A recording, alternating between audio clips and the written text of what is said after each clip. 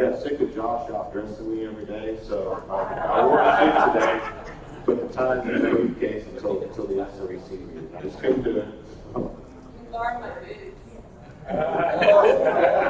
You know what? On a bet and not on a, for just some other event, I'll borrow your boots. I know you have pictures right now. To get through the convention. I'll take you up on that one day. Way out in the future. Mr. Chair? Yes. I just want to express how grateful I am for your leadership. Yes.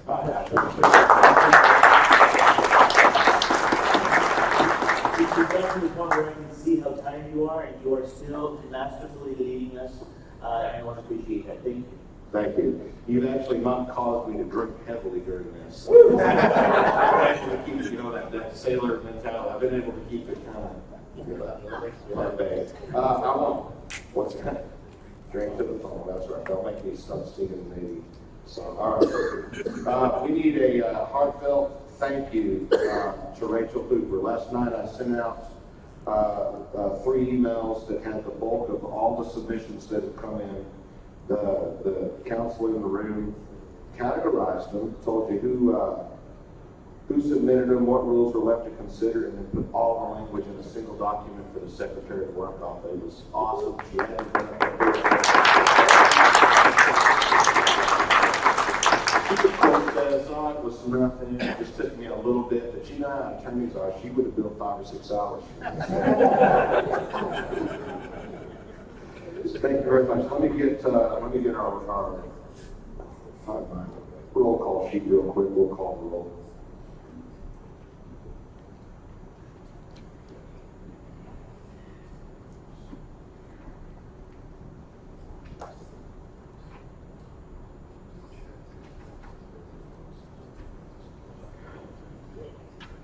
Okay, here we go, really fast. Steve Evans, I'm here. Carl Byers. Here. Bruce Bishop. Here. James Hall. Here. John Canole. Here. Dwayne Rowe. Here. Scott Bowman. Here. Virgil Hickory. Virgil is not here. Jim Pickle. Here. Mike Snyder. Here. Harrison Whitaker. Here. Kevin Leo Wilson, not here. Payne, I'm going to pronounce your name wrong every time. Rachel Hooper. Here. Edward Howell. Here. Josh Flynn. Here. Dan Pickens. Ed Charles. Here. Chuck Beers. Here. Robert Castaneda. Not here. Grace Jones. Kathy Haley. John Carr. Leslie Thomas.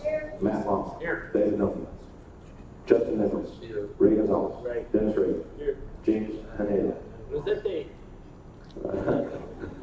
Excuse me? Mark Russell. There. Mary Kay Cooper. All right, thank you. We definitely have a quorum. I'll call this meeting to order at 8:42. I'll let that recorder go all night, so we've recorded a whole bunch of silence. I'm going to have 300 hours. If anybody requests it, I'm going to give you all 300 hours. You can go through. Okay, when we left off, members, we were on around Rule 21, the precinct convention rules.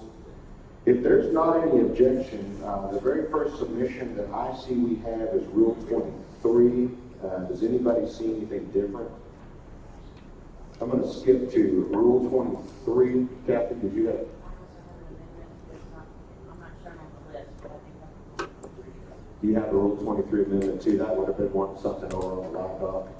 Okay, don't let us get away without recognizing you for that. Bruce Bishop's is on the list. Let's bring, okay, we've got, oh, I'm sorry, let's get the projector up.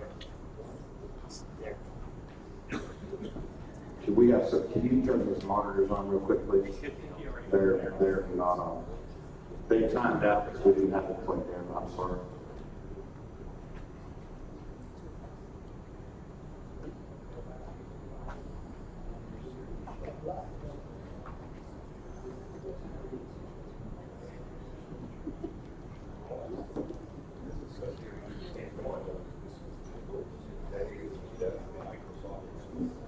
Yes.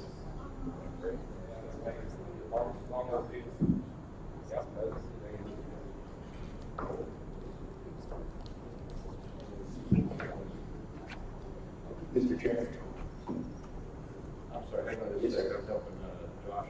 He can not dress with me.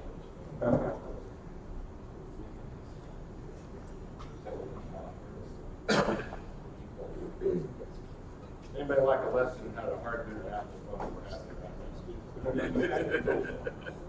Yeah, we're not going to be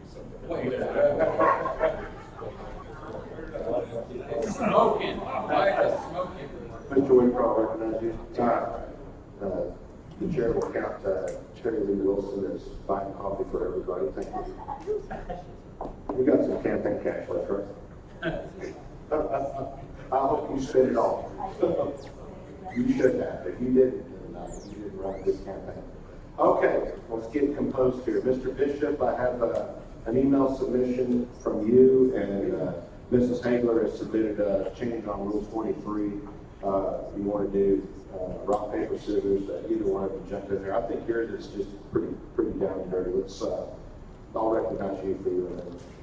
I'm Bruce Bishop, SD2. This is 23A, not 23A, but Rule 23, subsection A. Simple. Let's just take that as a motion to amend. Is there a second? Okay. I'll recognize you to speak on your amendment, sir. If you look at A and B, it's just putting the language consistent.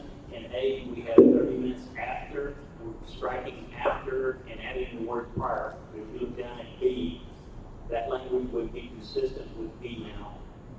The 30 minutes prior to the permanent committees.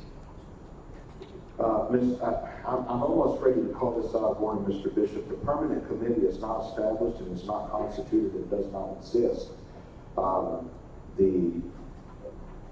apologize. It would not be out of order because the reporting authority is the secretary of the convention that has been appointed as permanent. If you're going to do it before the reporting entity has been identified, then you disenfranchise the delegates because they don't know who they're going to report to 30 minutes prior. We create a scenario where there's nobody to report to. We need to make sure if we can modify this amendment. I apologize for testifying on this because I saw this happen once. If you take away the knowledge of the entity and they don't know who to report to, then you can create a window where the reports are out of order. Let's make sure that the reporting entity is installed and in place before we compose the time limit, if that makes sense while you're debating. What point of information is that? State your point. Just to make sure I understand the syntax here, is the word prior currently in the rule, and we're removing the word prior? And That's what I'm a little bit. What's your intention, Mr. Bishop? Yeah, we're striking after and inserting the word prior. Okay. Okay, so we're accelerating the And deadline. my former English teacher next to me is informing me it should be prior to. We're editing in the email, so let's This came from Ellis County, the resolutions chairman. We're just trying to give them some more time to say handwritten resolutions and get them into the computers so they can present to the convention. And that should buy them at least an extra hour to do so. She originally wanted 5 days before. I told her we couldn't do that. Let me get it correct on the screen for you. I apologize. We were trying to edit it.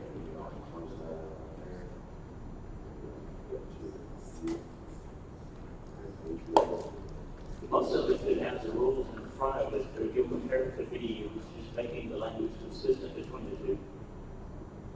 B is in the state convention, this is our county and senatorial committee.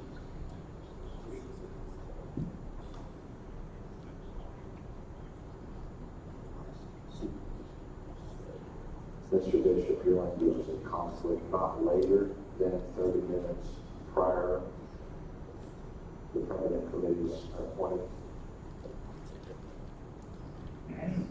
Well, we do have temporary committees, and the other section is that for permanent committees only, or is that for temporary committees in Rule B?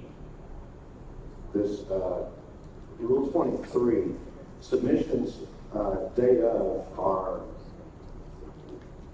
intended to be for the permanent committee.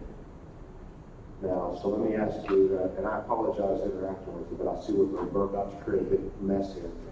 If you have a temporary chair and temporary staff, and we say, get all of your permanent committee stuff into that temporary staff, and the floor overthrows that chairman, and we get a new permanent chairman with permanent staff, they walk out the door with everything that's been submitted to them, and under real no obligation to turn it over.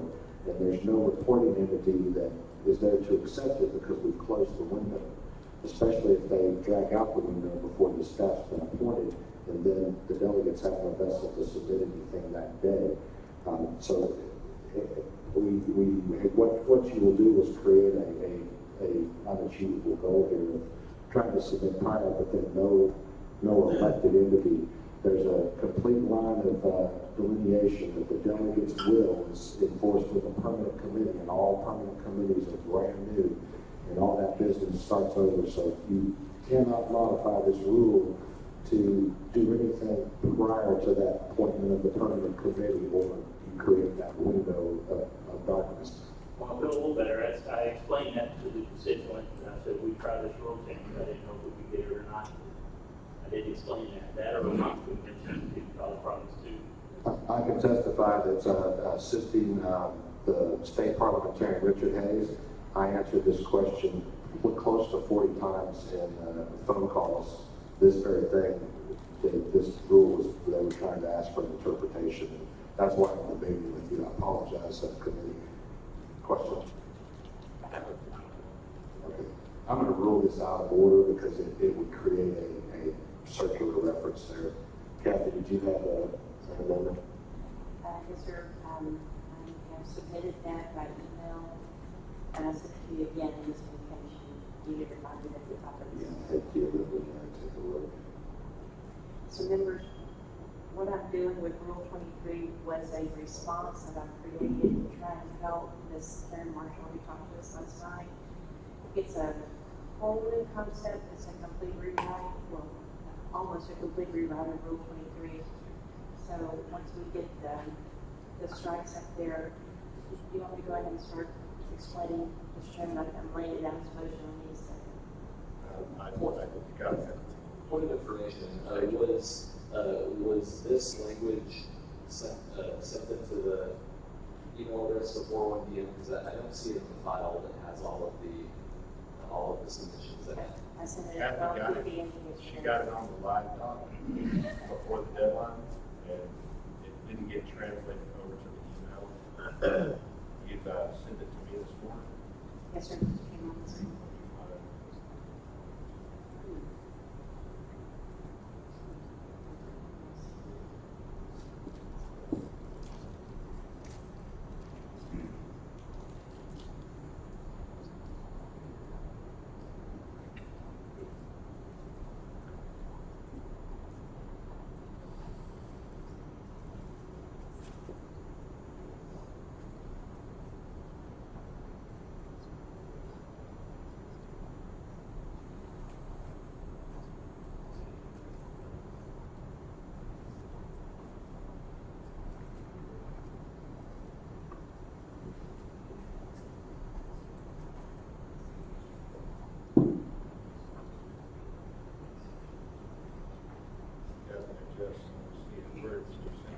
I sent it to the rules as well as your personal.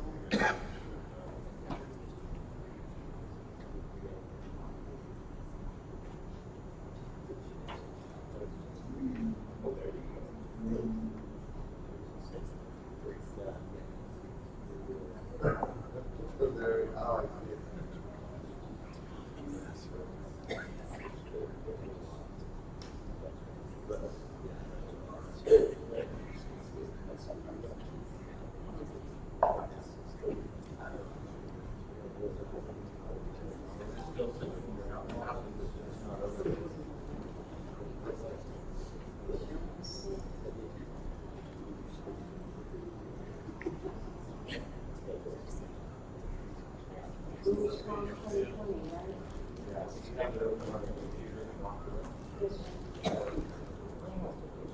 sir.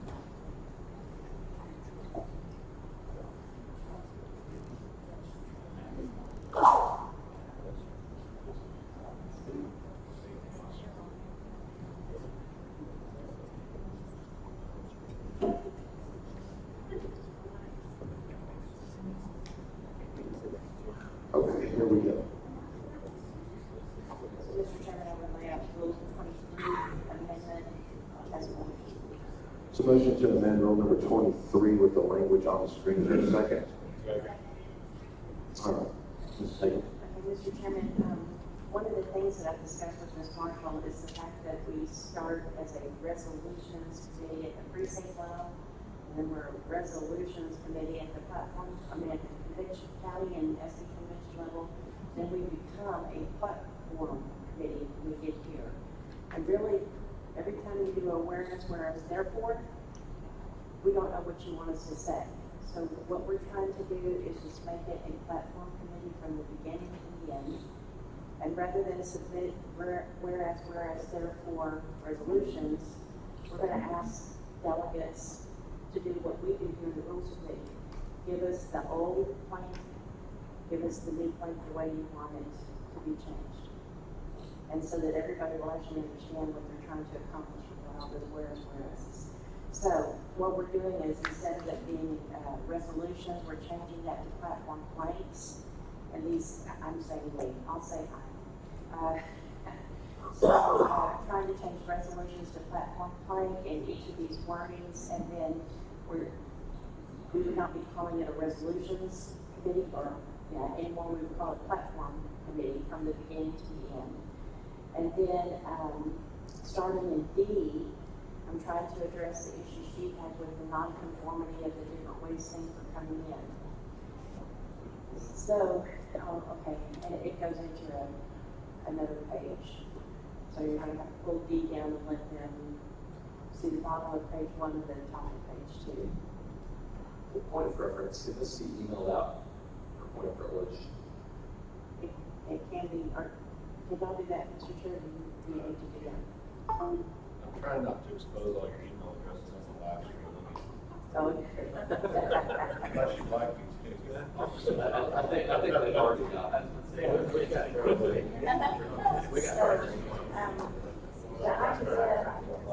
the idea of the format that the platform plans to come in is we want to allow at the precinct convention level and at the county and senatorial district convention level, we want them to be able to come in on paper if they like. If they're handwritten, that would still be acceptable. But when it comes from the county or senatorial district level to the state level, it would have to be at a digital format that can be copied. So you can see as you go down towards the bottom, I'd be asking the SREC to create a free and user-friendly format on the RPT website for public use, not later than February 1st of even every year. So there would be a form where you could start with it at the precinct level and use it all the way up, but at least, if nothing else, from the county or SD level to the state level, that would be used so that it would not overtax our platform committee. And so the information that would be on in that document somehow would be the name of the delegate or the delegation. If it's at the precinct level, it'd be the delegate's name. If it's coming from a county or SD level, it would be that county name or the SD number. The convention level, it's from the date of the convention. And then we would ask them to state the current plank number that they're wanting to amend or strike, just the number. Or if it's a new plank, where you would want it placed, like between number 23 and number 24. And then number 5 says if you're amending or striking, insert the exact wording of the current plank language.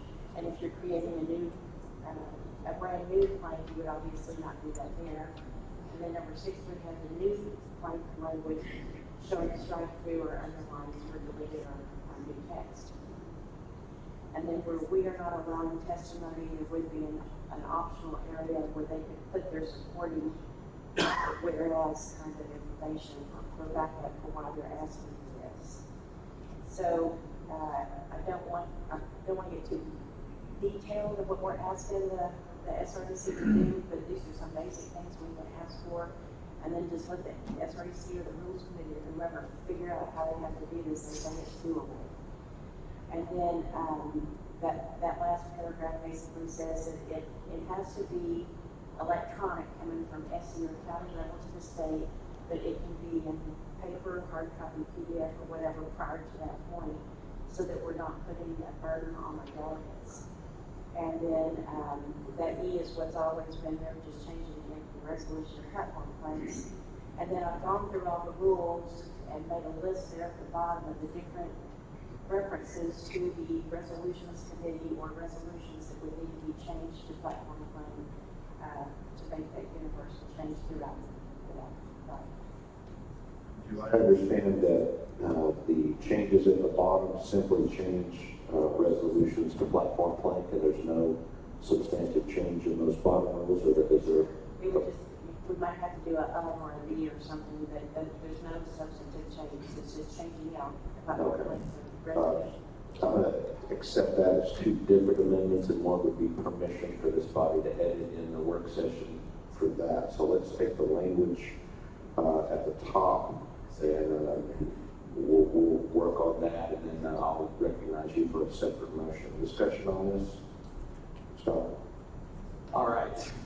that was a lot to take in, but I think this is a very valuable effort, and I'm glad you took this on because this is an issue that I think every convention has, and even the desk resolutions committees have trouble with it, and so I think this will do a lot for the party. There are a couple of issues that I want to kind of make sure we address in this. The first is that the resolutions committee doesn't just recommend platform plans. They also have the ability to recommend legislative priorities and rules changes. And so I would actually be against changing the name of the committee from resolutions to platform plans because they do have that they do have additional jurisdiction besides just platform changes.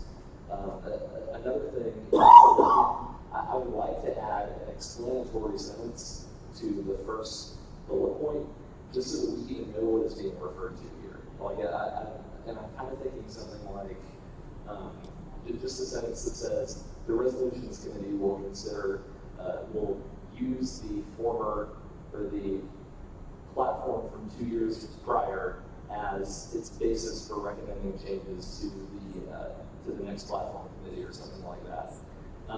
But I think instead of trying to live workshop this, I think after it gets emailed out, what I'd like to do is, if I can, just make a few recommendations. So would you be open to a motion to table this and then come back to it after I think we've all had a chance to look through it a little bit? It's pretty extensive.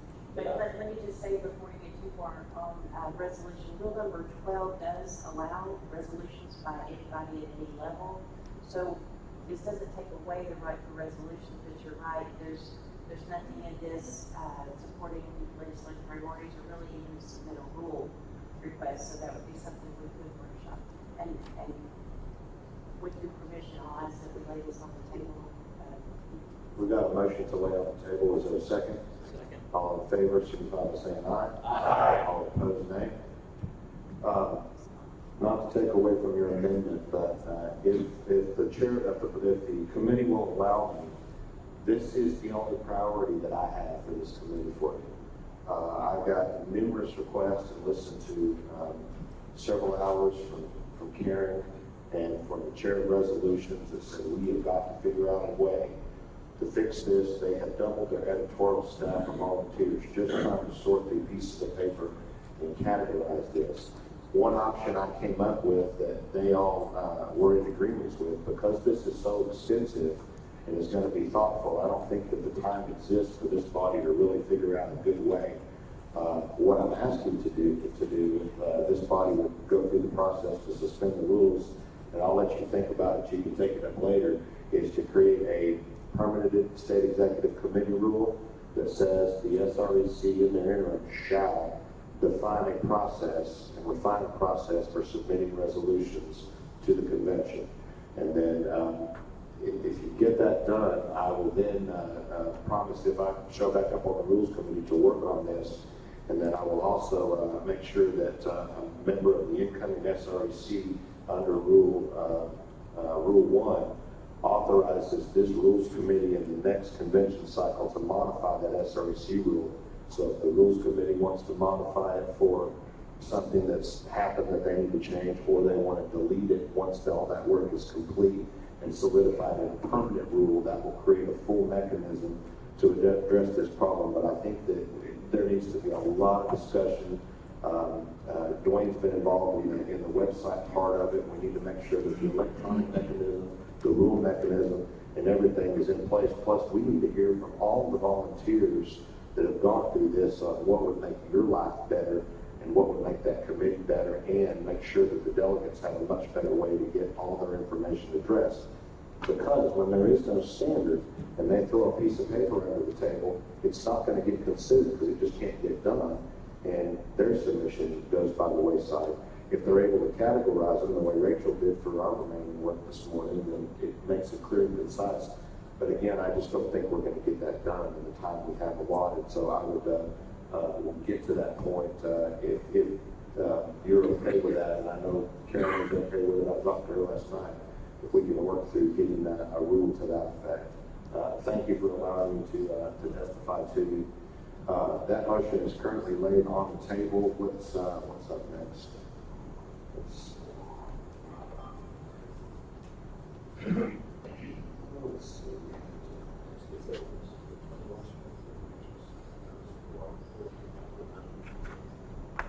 Point of information real quick. Take your motion. Do we want to table that or postpone that? It's on the table. Anything that would postpone, you would be trying to push it out past this session. So it's you're able to take it up all the way to 11 p.m. So this is break for the board change.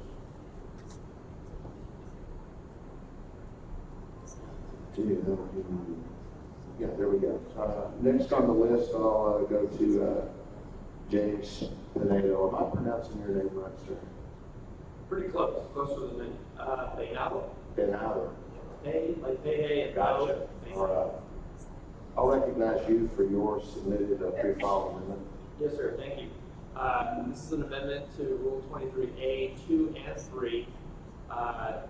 2 is that instead of one delegate at state convention for every 300 people who voted for the party's gubernatorial candidate in the last cycle, we would raise that number to one candidate, one delegate alternate state convention for every 400 voters, which will give a haircut to the number of delegates that end up at the state convention. And then for 3 here, the change is that the minimum that we want to target for the convention would go from 7,500 down to 7,000, and go down from 9,000 down to 8,500.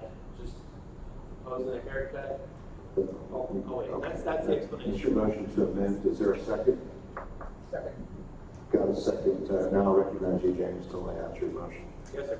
The intent behind this, and not married to these numbers, but I'm just proposing indeed like a 5-10% haircut or some sort of haircut, because indeed we certainly want to have as many delegates and alternate grassroots here as possible. But then on the other side, you don't want to have it so big that it's unwieldy and you're at the mercy to these large cities that are they elect Democrats who do not have the Republican Party's best interests at heart. And 2020 was a great example for why a little bit of flexibility does not put us at their mercy and gives us options when the mayor does not want to honor the contract that we have with them. We were we were this close to going to a much smaller venue in Montgomery County and proposing that we, I was for it and having an in-person convention rather than virtual, but it also posed a risk to delegates who have handicaps or just might not have been able to take the stresses of a place that didn't have everything that the amenities that we have. So we have a smaller convention. Maybe we can. Another, I think, virtue or good thing about this is also I'd like to see the RPT convention happen in more places around Texas. I'd like to, if it's possible, get to McAllen or Lubbock or El Paso or Midland, Odessa. If so, another thing. So, thank you. Dwayne Ryan, SC5. I would like to speak against this. In 2014, this was attempted. That was the first time that I was aware. And I spoke against it, even though I promised myself since it was my first convention, I would stay in the back corner. But this is the one that got me out. And the reason why is a majority of our counties in the state of Texas are rural, small counties. My county got out the vote and raised our delegate allocation, which had been 14 since the inception of this process, and raised it to 15. If you take 15 delegates, and by the way, ever since then, we've had 100% participation. Every single delegate from San Jacinto County has shown up to convention, every time. If you take those 15, and by the way, my executive committee is 15, so you see where this is going. If you take those 15 and you cut one out, the impact to my county is far greater than if you take one delegate out of Harris. In fact, they have empty spots that don't even get filled, typically. So the impact across a majority of the counties here would be pretty bad. And I can't imagine trying to tell one of my precinct chairs who works at Telesop, well, yeah, you can't be a delegate because we're getting here now. So I would be against any of this. Want to speak for? Okay, we need a 4. I'm against. You're against, are you I'm for? for. Okay, we'll recognize Mr. Cook. Jim Piglesky, the intent behind this is great. I agree with Mr. Panow that one of the problems we've got here is we're going to have 10,000 people here this week, which is great. I'm not saying the number necessarily arbitrarily is bad, but the idea that we would be able to have the convention at other venues and other locations, I think there's like 3 towns in the whole state of Texas now where we have facilities big enough to have a state convention. Are there 4? What's the 4th one? Austin, Dallas, San Antonio.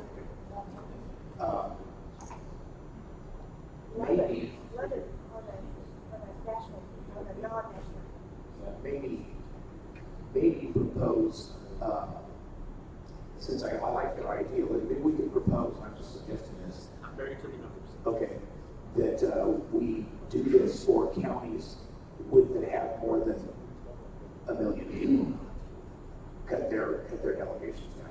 I don't know what that does as far as voter discipline. You might get problems. I could get behind that. Oh, that's like all good ideas that probably won't work legally.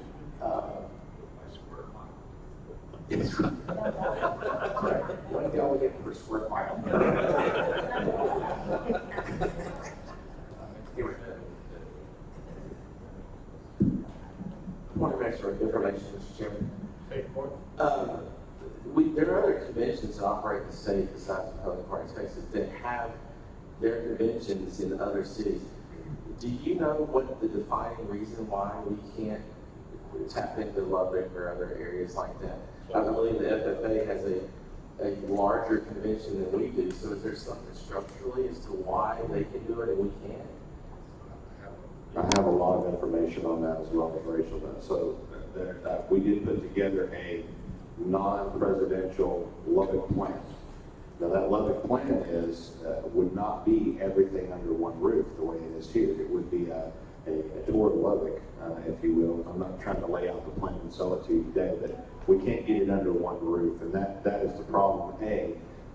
B, we have to have around 5,000 hotel rooms available. 2-star or above. There's some that do stay in the lower cost rooms. So if I'm getting that number right, I think, Rachel, 5,000 rooms available. So then you start to reduce the number of cities that can do it.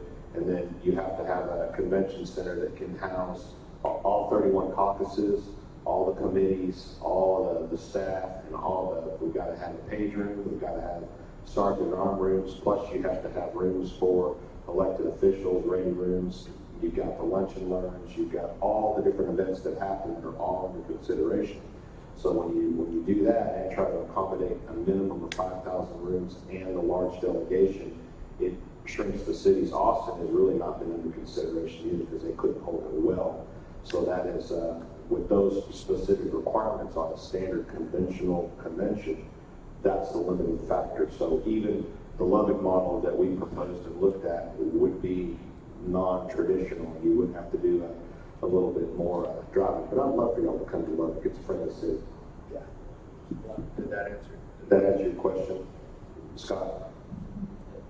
Yes, I'm against this change right now. I think this is a very good issue for the SREC to study in the interim, but I don't know that we have the data in front of us to determine whether this is a prudent change right here in the moment.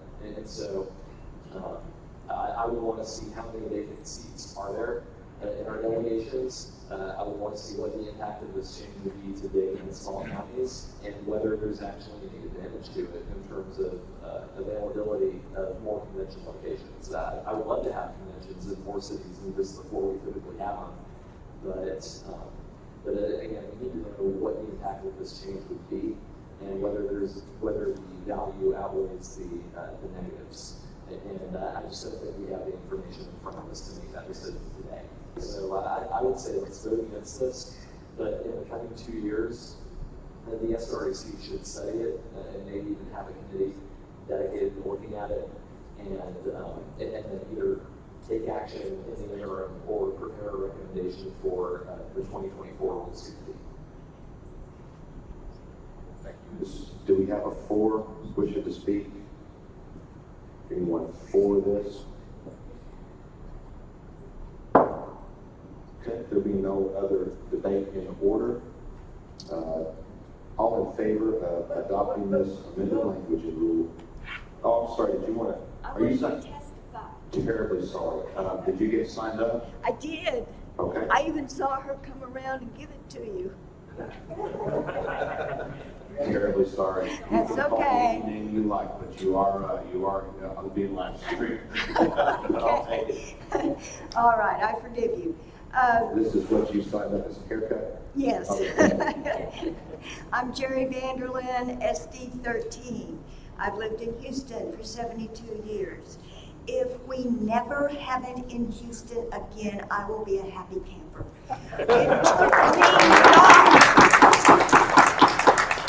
It took me longer to get here this morning than it took some of you to get to Houston.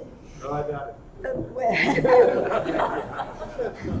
Okay, having said that, I am really opposed to haircuts on participation. I want the grassroots to participate.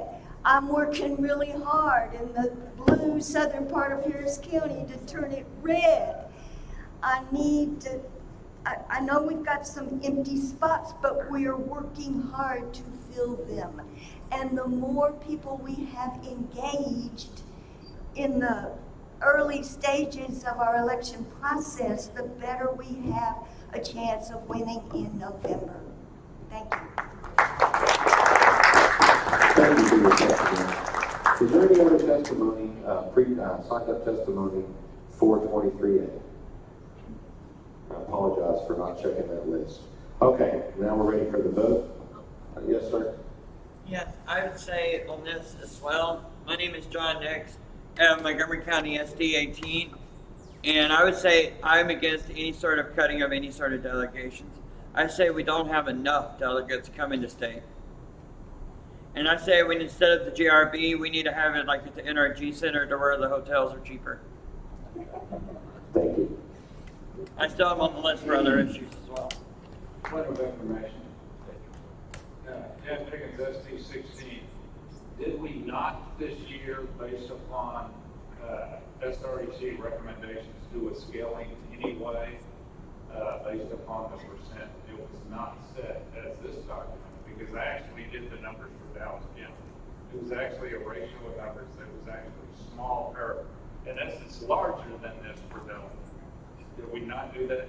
That is, I believe that to be incorrect. We followed the standard rules and applied the redistricting numbers to the new delegations. I'm not going to get an argument with you right now. The rule does permit the counties to do their scaling numbers based on their redistricting, and if it doesn't happen, it reverts to the SREC.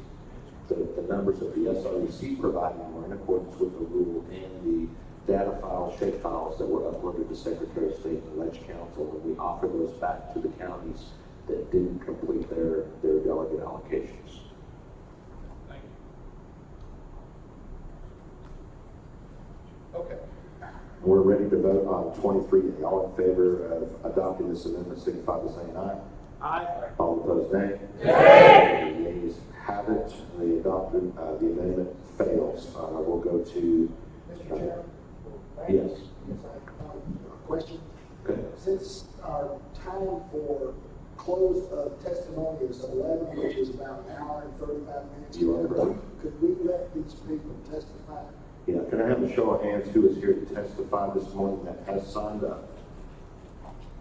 We close at 11 o'clock, so we need to get that testimony. Even if we're not on what you'd like to speak on, we need to get that testimony done. So if you'll just take the mic, whoever's up first, give us your name, what you're speaking on, so we can check you off the list. We'll take your testimony. Come on, sir. Jerry Farley, SD 24.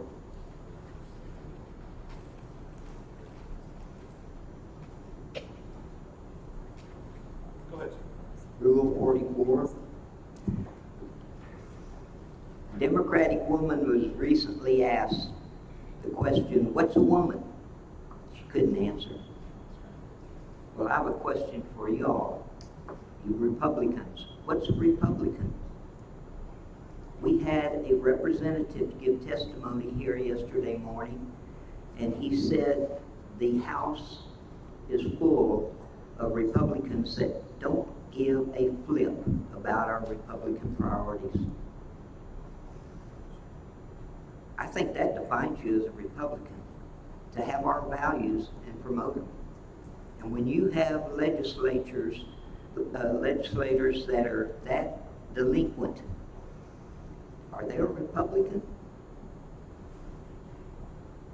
You know, when you have a delinquent child, it's up to the parents to get them back in line. You got delinquent drivers, we got cops and judges, get them back in line. You got delinquent politicians, you got the rule committee here. You've given us the ability with Rule 44 to do some ass kicking. And you've given us moccasins. I want some boots like Amy has. You rinsed it out. So, you know, the details, I'll leave it up to you. Y'all been arguing for a couple of days now. Y'all can work it out, but we need to get, you know, in our CEC, we had this problem come up. The rule is not defined clearly. It's not user-friendly. If a CEC wants to utilize it, you know, it's ambiguous. You need to clean it up, and you need to give us a little bit more oomph. Thank you. Thank you.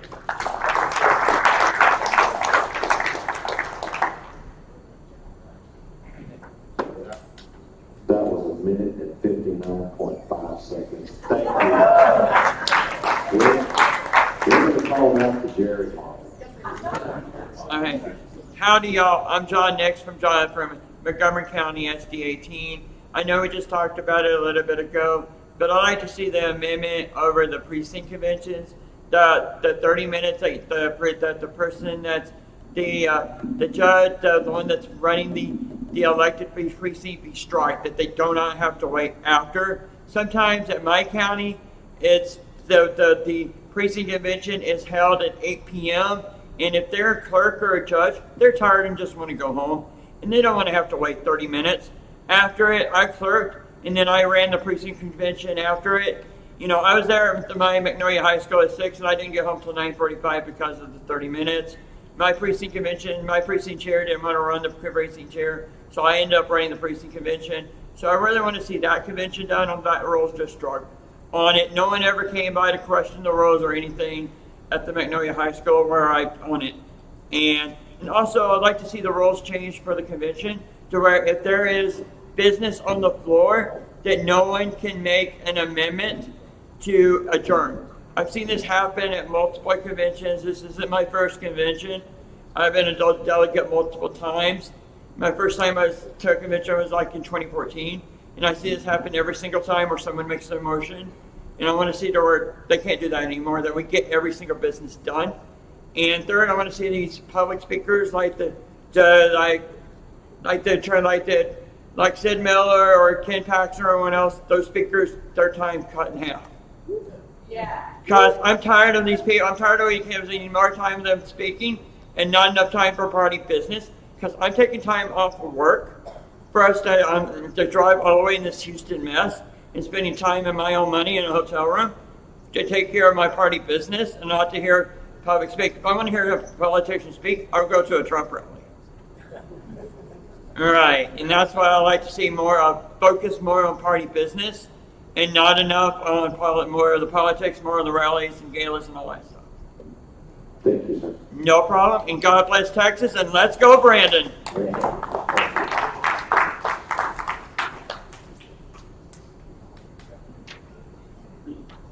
Okay, I'm Jerry Vanderlyn, SD 13, and here we go. I'm grateful for Ms. Hooper's campaign to decouple the regulatory system of the Republican Party of Texas from government interference. Her contribution is a little short of brilliant, in my opinion. However, there's some key points that I did not hear on Monday that I'd like to get into the discussion. Point one, the legal structure in the United States starts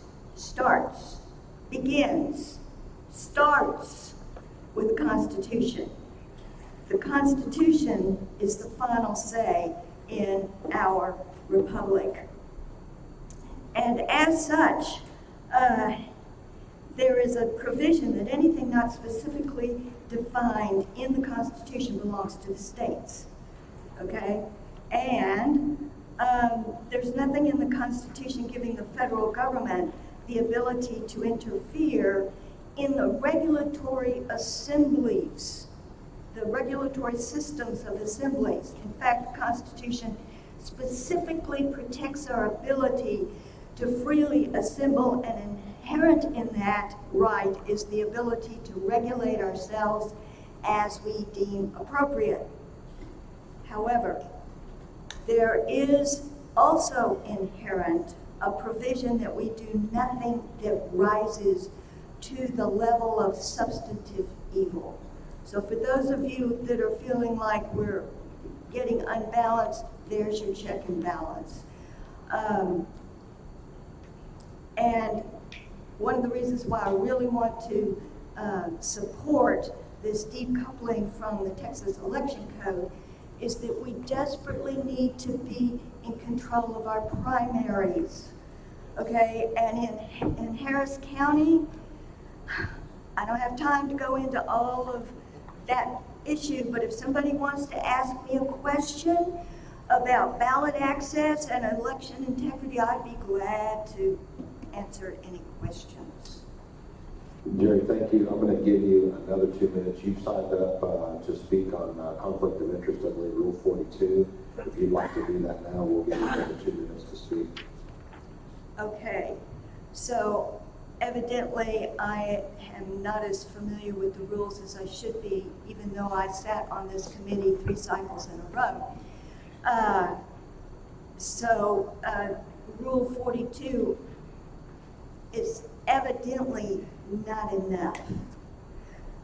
And I'm going to start naming some names here. Okay, so Ms. Hooper, you, in my opinion, are in a difficult position because you're in a conflict of interest situation. Should the Republican Party of Texas need your political or your legal expertise, you would have to step out of this committee. That leaves SD 13 unrepresented. This is the kind of thing that simply needs to be managed. It's not that anybody's doing anything wrong. Nobody's doing anything wrong. But there is a conflict here that needs to be better managed. And so at some point, I didn't have time, because this just came up for me on Monday, when Rachel introduced herself. We may live in the same district. We were both in SD 13, but we don't necessarily know everything about each other. So I want to alert this committee that this is a conflict of interest.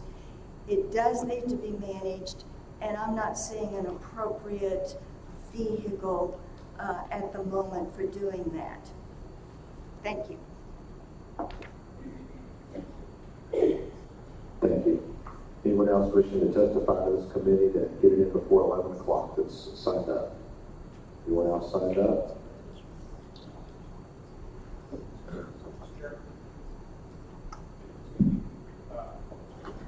You're not cutting off testimony if somebody gets you before 11. Not cutting off testimony. You still have till 11 o'clock to take testimony. We just want to make sure we have plenty of time for those that wish to speak. Is there anybody else signed up at the door at the moment? Is there anybody else signed up right now? I need to wait just a little. Okay.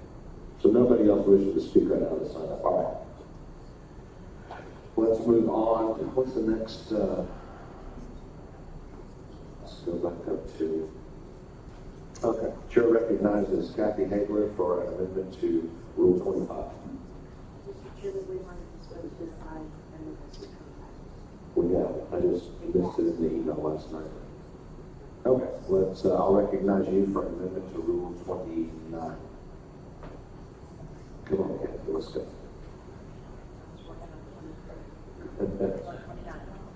Okay, so I am laying out a motion basically to say that when in the county convention or SC convention, once those permanent committees have been appointed, rather than require all the committees to have 5 members, I'm asking for the sake of the smaller counties to only have a minimum of 3, because when we get out of those committees, we end up losing half of the convention.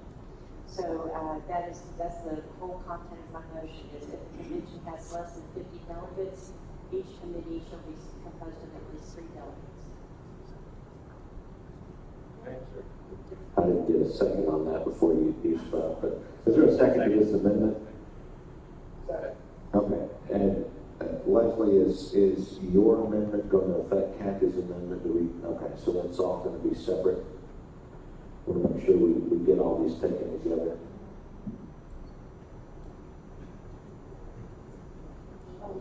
Can I do an amendment? Instead of saying shall, say may. They can have more if they want, but it may be composed of at least 3.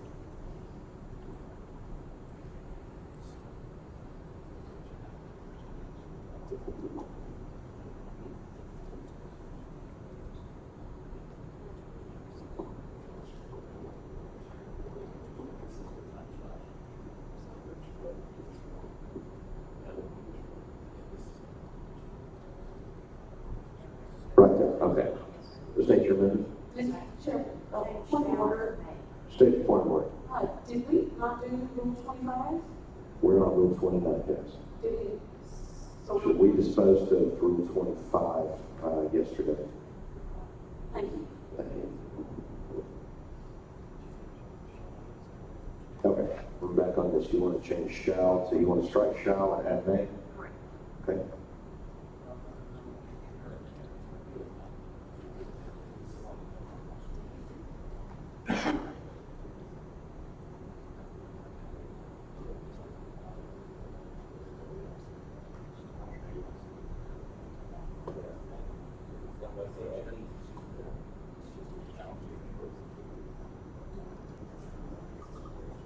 Point of information, Mr. Chairman.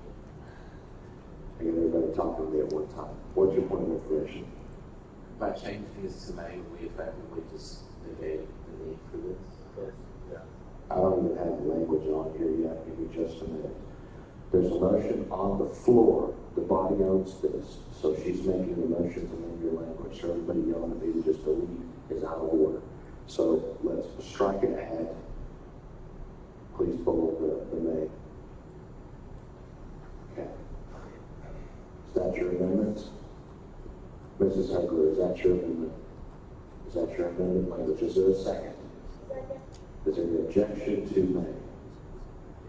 Okay. First I'll recognize Kathy to speak for her amendment, then I'll recognize you, Dwayne, to speak against. Up above where it's talking about the ones that have to have 5, they shall be composed of at least 5. I'm saying they so that they can have 3 or 4 or 5 or more. As little as 3. Dwayne, I have to see fine. But the fact that it says that composed at least 3, it allows them to go higher automatically. And by putting may in, we just, with the pickle principle engaged fully, we at that point, it would just be superfluous to even have that in there by putting may. It was good like we had it before.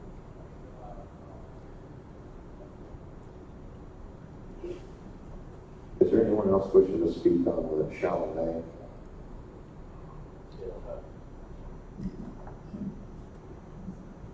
Like Jim Gillespie, I'd like to ask the author a clarifying question. Let's go quick. We're debating on one May, more. how about must? If you're trying to make it mandatory, shall that works is ambiguous. Must or may are Must is fine because we've got at least, so must at least is good. okay. I'm just okay. Thank you. Is there any objection to changing may to must? Hearing none, let's just change that. Okay, any further discussion on this amendment, Mary Kay? Just the word must. So I must, well, let me sit back. So I'm rural America again. And if I have 15 at my county convention, I am ecstatic. So normally what I have is I abide by all these rules. I have chairs for everybody, but no audience. So for me to must have 3 people is, I'm going to be against the rules already. So there needs to be a simplification of size here. You do say 50 delegates, but even then, there's no way I would have 50 delegates anytime in the near future. There's still too much complacency in my county. So I just want to keep that in mind, is you force some of us to disobey the rules right off the bat. I'm going to ask Kathy to speak to that.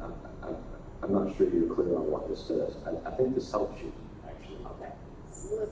So at this point, the rule without this added sentence says you must have at least 5 per committee and not less than, and not more than 15 on the committee. And I'm trying to reduce that down to 3.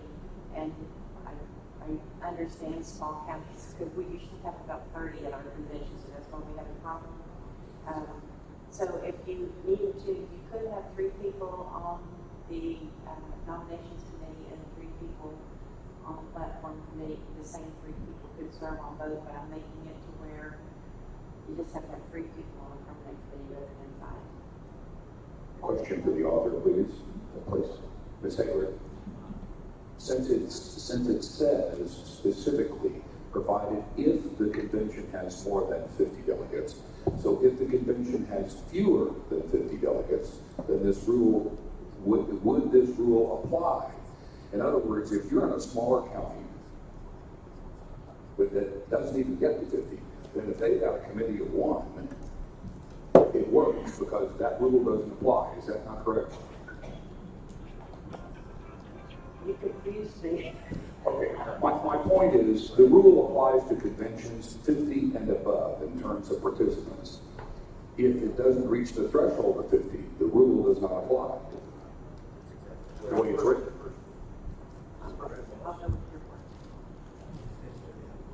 Yeah, without even, right, correct. We're getting way off of our general before and against this quickly, right? Yeah, Randy Miller, SC 27. Mr. Snyder, that's a brilliant idea, I think, because it is basically silent as to what counties with less than 50 must do.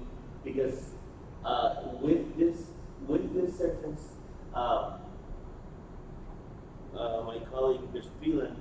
already breaking the rules, right? Because she can't even get to 250, is that right? Right, I'm sorry to interrupt. We're debating on the word must. Does anybody want to talk about the word must? We're gonna get bogged down in this. Ed, you want to talk about the word must?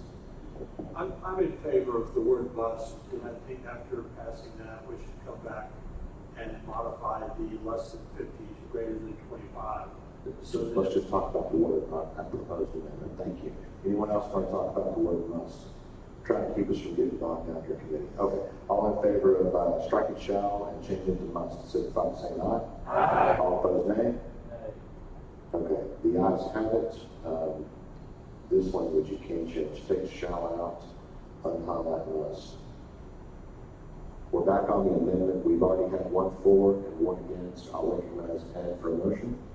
I'd like to make an amendment to the first phrase. State your amendment.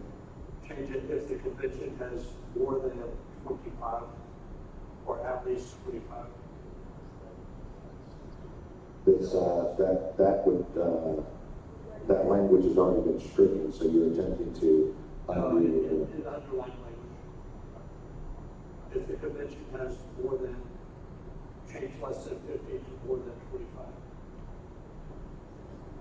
so that, I'm not sure that amendment is germane. It undoes, completely undoes what this amendment does. I'll let you explain it so we understand what you're trying to do. But the idea is, on the first one, we're saying if it's a large convention greater than 50, we want at least 5 people in the committee, which is roughly 10% of the delegation. So we're saying here, if the convention has more than 25, then they need to have at least 3 on each committee. But if they have less than 25 people, we recognize that their convention isn't large enough to staff that many on the committees, and it's up to the discretion of the chair. So are you asking to change the threshold from less than 50 to less than 25? More than 25. So we have 25. Right. Yes. The window. Okay, so you're saying more than 25 or less than 50 is how you want to see It it? not be less than 50, it doesn't add in. But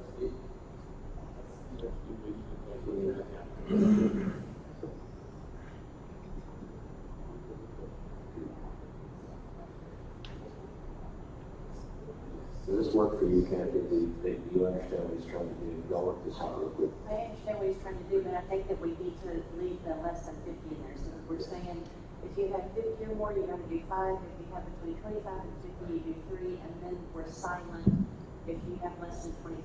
So I think if we leave that, if it has more than 25 but less than 50 delegates, then that would fix it.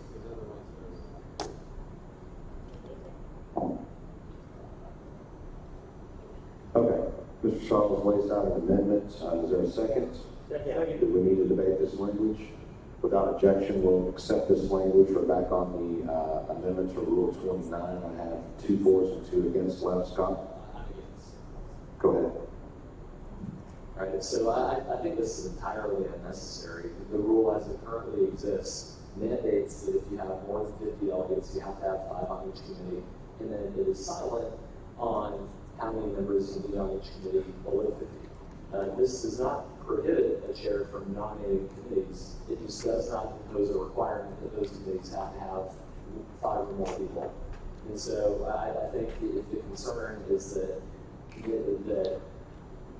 Senate district conventions are not able to create committees, I think that is mistaken. They can create committees, and they don't have to have 5 people on each one. And so I think the rule change is unnecessary. Point of information. State your point. I seem to be missing something here because there's a strike through on 25, and then the next word is 50. Is this amendment, is Ms. Hager's amendment replacing that 25 with that 50? So that, I believe that 50 should be underlined. I understand that to be the case. Mrs. Hager, would you answer that request for information? Yes, sir, it should be underlined. The previous language said if it has more than 25, you have to have 5. So the purpose of this whole amendment is to change it from 25 to 50. Yes, sir. Correct. Okay. Are we happy with the language as it's presented now? Okay, I'm looking for someone to speak for. Are you for this, Virgil? No, I have points of information. Ask your point. Go ahead and state your point, sir. My point is, Tommy Novus submitted an amendment for 29, and I don't know if he sent it to the committee, but I'm not sure it actually got part of your, I think that's your submission. There's other amendments to Rule 29, so I will, when we get this perfected and adopted, I'll ask you to lay this on the table while we consider the rest of them, and then once we get 29 massaged and ready to go, we'll bring it all back up. Is that acceptable to all the members? Okay. I'm going to pause for a moment. I'm going to recognize Eric Blake to testify on Rule 29. Mr. Blake, you have 2 minutes. Eric Blake, SD22 Ellis County. I will speak in relation to rule number 29. Subsections B and D are inconsistent with each other without this amendment. It hit Ellis County. We had SD22 had between 25 and 50 people. We had 3 people on our temporary committee, which was compliant with Rule B. And so the committee chair had 3 people on the permanent committee. I called point of order, said, you now have to have 5. And we spent 45 minutes wasting our time waiting for him to nominate and appoint the additional people to the permanent committee. If you're gonna have numbers, have the same numbers in B and D. I like the change to require 10% representation. I don't like committees of 1 when you have a large body. I don't like large body requirements when you have a small body that can't supply the large body. I'll let you figure out the policies, but make B and D consistent.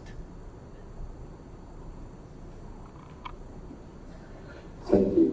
Looking for a for speaker. Chair recognized. Did you want to speak for? I heard you both at the same time. You're going to do that to Grace? Really? I'm kidding. Go ahead. I'll recognize you. We've got another fourth slide here. I just want to address there was some concern that the rule, previous speakers against were speaking that the rule already stated 50 and did not. That's why I'm for this complete amendment, which allows for the 50 threshold to be there and allows less than between 25 and 50 for the small amount. So I am now in favor of this language, and I feel like this addresses the gentleman who just spoke, because this now puts 50 in conjunction with Is there any against? Without objection, I'll break debate rules. And Grace, you want to speak real quick on this? Okay, you're okay, we've exhausted debate. All in favor of adopting this amended language signify by saying aye. Aye. All opposed, nay. The ayes have it. The language is adopted without objection. We will temporarily lay this on the table to consider the other adjustments to Rule 29.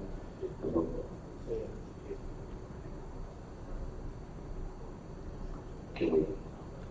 Tom knows actually Leslie's amendment is next. Is that Tom Novis's amendment? Microphone. Okay. Sorry.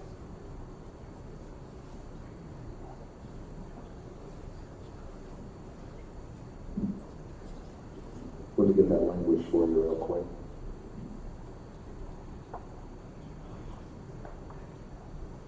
And it was such a great picture.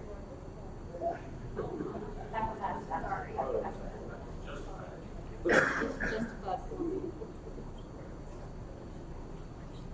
Leslie, what were you doing? It justified and It's like an SEO. it's only adding subsection 6 to the bottom. very bottom, number 6.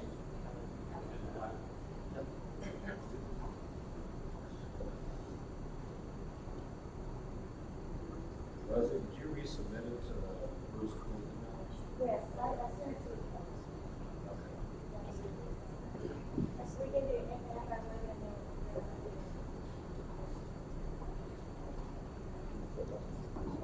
Are y'all just talking semantics? Because I can't understand. We're just trying to. Okay. Just want to make sure. Thank you. Trying to get the language up for you real quick.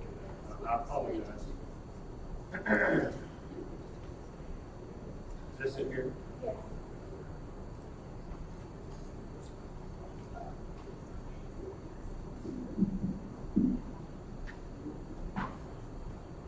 Is that this, all this right here, the format, right?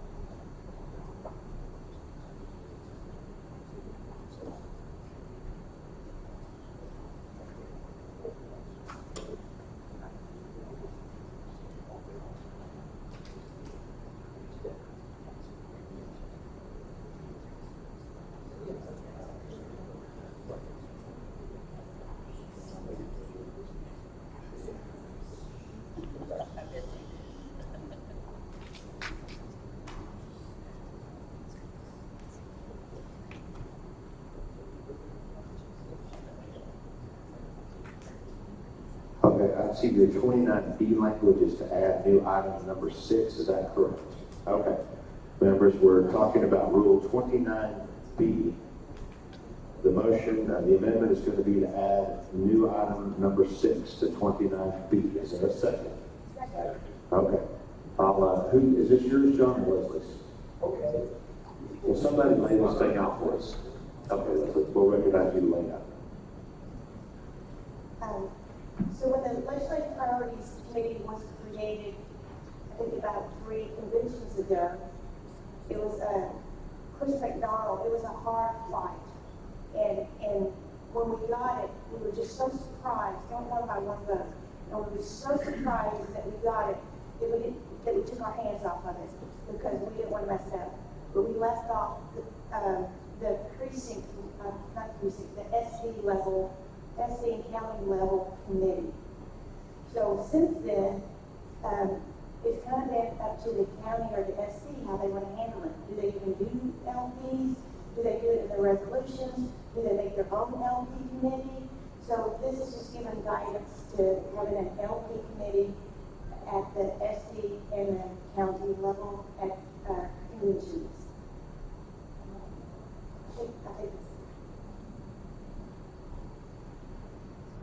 Against? With?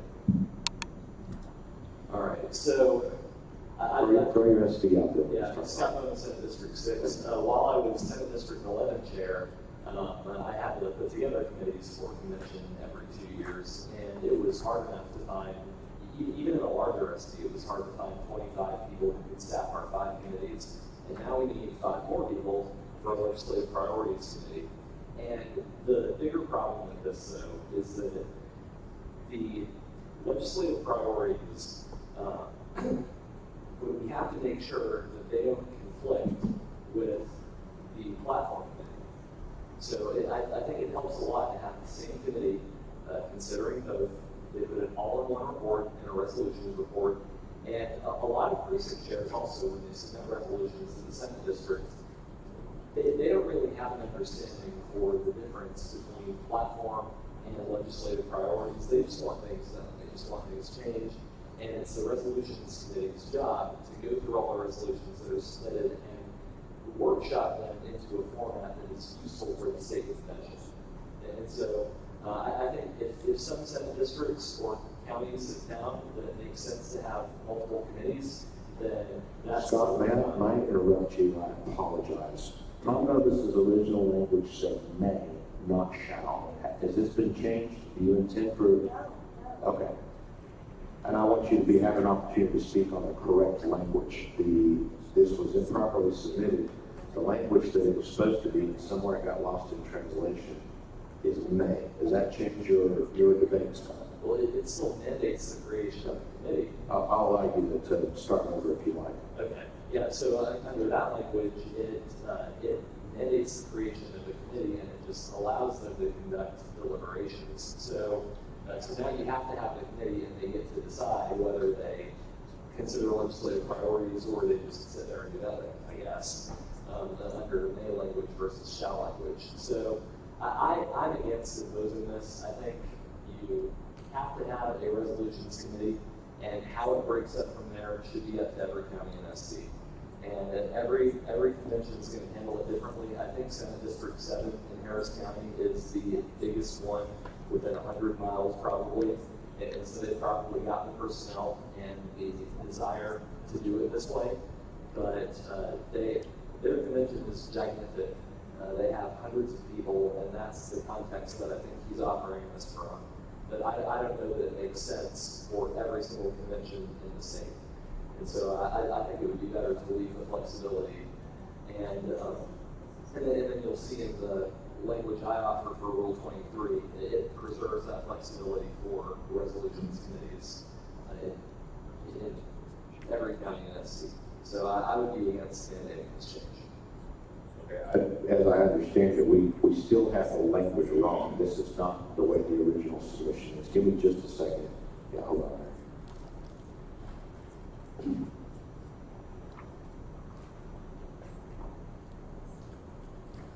Let me just do this for you real quick.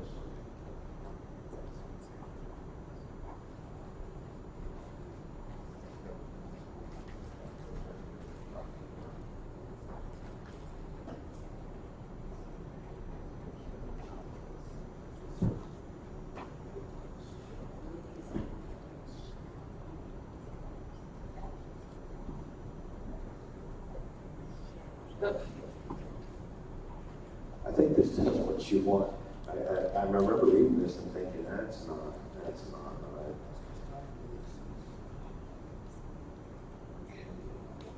Disregard the format in there.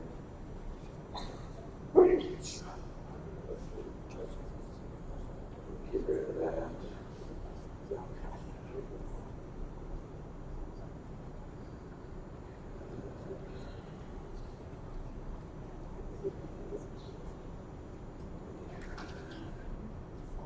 Okay, does that look better? Yeah.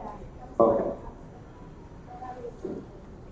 Scott, do you want to speak on this again? We keep changing this on you. I'll recognize you. Yeah, I'm fine with that language. Okay. Yeah. I'm terribly sorry.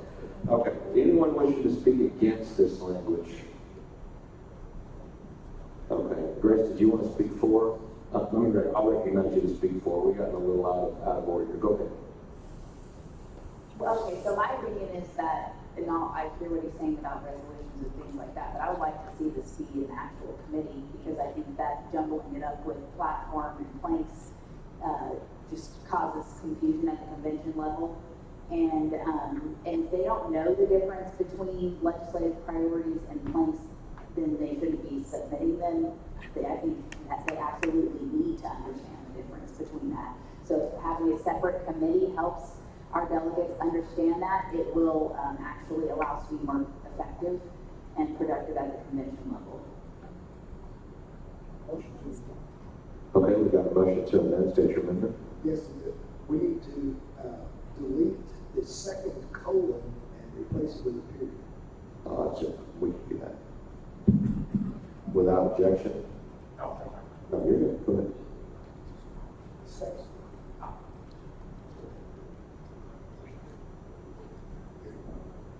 Is that the one you want? Okay. Any other discussion on this? We've got a lot of fours. Are you against? Looking for an against. I'm not sure if I'm not for or against, I just want to project what he just said. But by putting a period there, that changes that from what the rest of them are. They're rules, colon, permanent organization, colon. Outside of the formatting, is the language okay, acceptable to you? Well, We'll get this massaged. Then, I guess, I'm not sure what but up above, number 1, you'll scroll up just a hair. It says, the committees and their duties shall be as follows. Is that inconsistent, or does it, with, where it says may be appointed in number 6? Does that make that conflict, or does the language the following committee may be appointed supersede where it says shall at the top? I think this is something we could probably massage in our work session. As to how it fits in there. If you'll bring that back up when we get to that point.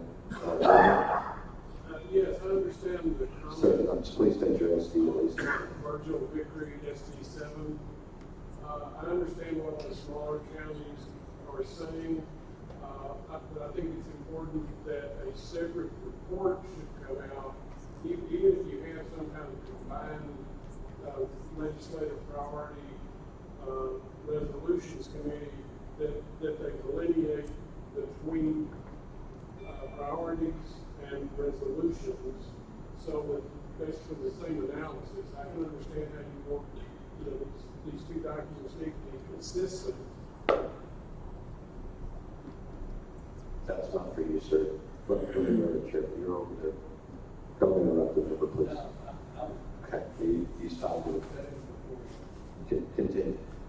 Okay, well, my point is if it goes to some kind of combined committee, that there be two separate reports where what's going forward is a priorities report and the resolutions report, because those will eventually get to separate committees at the state level. I appreciate that. This amendment doesn't concern the reports yet. Well, but this is the temporary committee at the county level, and so it's, they need to think in terms of their ultimate report from their permanent committee, which most smaller counties, just easily move from temporary to permanent. That's practical. I understand. Anyone else wishing to speak? We've got an against slot open. Anyone want to speak against this amendment? Hearing none, debate is exhausted. All in favor of adopting the language signify by saying aye. Aye. All opposed, nay. The ayes have it. The language moves forward. Scott? Mr. Chairman, I would like to remove Rule 23, or the Rule 23 amendment that was proposed by Ms. Taylor from the table. Okay. I can't hear what he says before you're poking me in the ribs.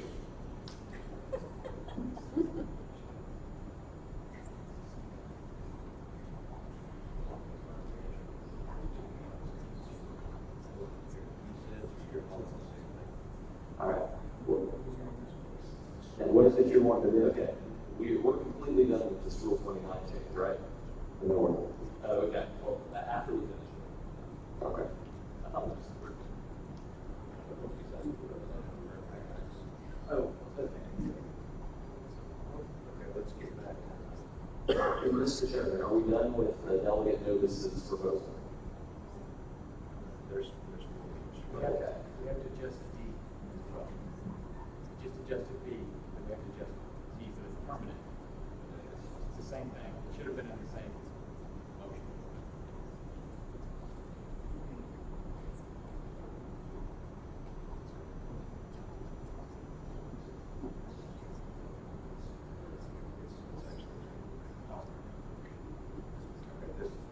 This is an amendment, it's a combined amendment, but it was two changes, so we need to take them separately. So 23D, this amendment will provide an addition of number 3. Is this the language that you're proposing? Is there a second to accepting the red language? Okay. Now I'll recognize Leslie to speak in support of this language.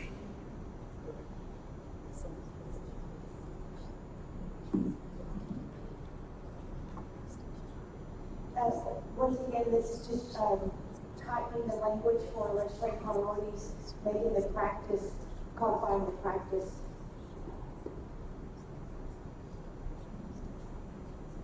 Anyone wishing to speak for or against this amended language? Edward, speaking for.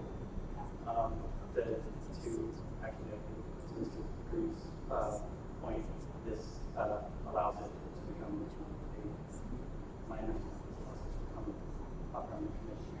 So it just puts them in conjunction and working together. So I'm very much in support of this. Chair recognizes Virgil Vickery as he said.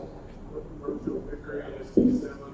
If we just add a heading to this, the style of this paragraph, each one shows resolutions, nominations, we just have. So there will be I'm happy to do that. Would you just type right here,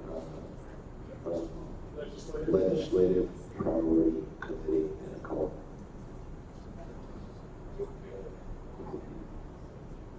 Just put legislative priority. Put a call in there. It's not consistent with the rest of the language. Mr. Vickery, what language would you like? Everyone else, please be quiet. just legislative priorities. Does that satisfy your request? Yes. Okay. Any objection to this? There's one objection. What would you like done? Is that what you like? What you want to see? Edward, is that okay with you? Oh, everybody's happy with this language. All right. Does anyone wish to speak against, let's see, we have an against this language? Does anyone else wishing to speak against this language? We're voting on everything in red. You'd like to speak against it, Faith? Okay. Well, primarily there's pretty much everywhere it's legislative priorities plural, and so in the second line we still have priority singular, and I really think consistent with everything else that all the other plural things.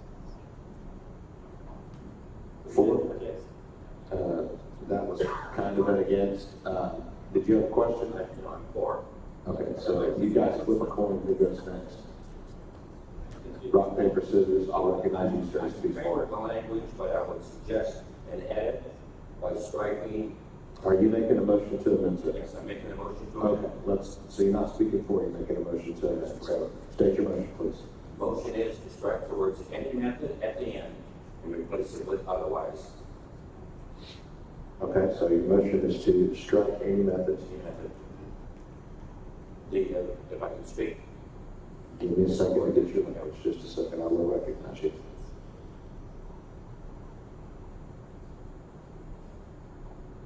We're going to add otherwise on the end. Is there a second to that language? Okay, I'll recognize you to speak on that language or we'll get fixed here. So the motion already identifies two methods to be able to establish purpose. Any method is an open and vague language, or otherwise speak more specifically than what we're attempting to do with the motion. It's subtle but important. Thank you. Anyone wishing to speak against this? Without objection, we'll adopt this correction, this amendment.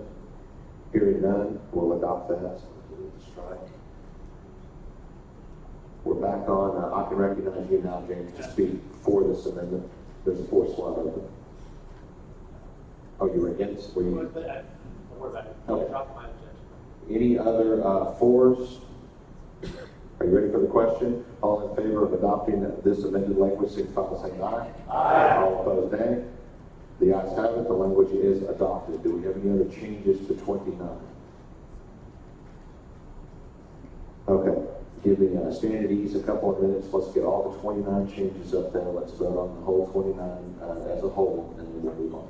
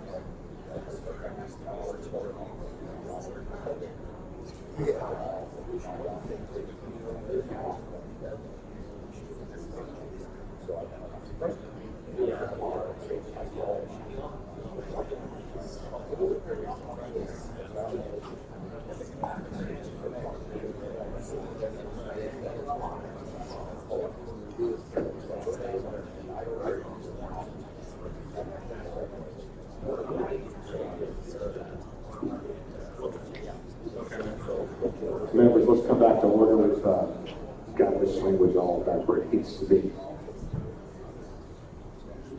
All right, so the motion on the floor is adoption of all the corrections in the entirety of Rule 29. All in favor of adopting all of our amendments to Rule 29, signify by saying aye. Aye. All opposed, nay. The ayes have it, and we're going to move on. Mr. Chairman? Now, I would like to remove from the table the amendment to Rule 23. Do we have a Rule 23 amendment on the table? Yes, it was the one originally submitted by Ms. Saylor.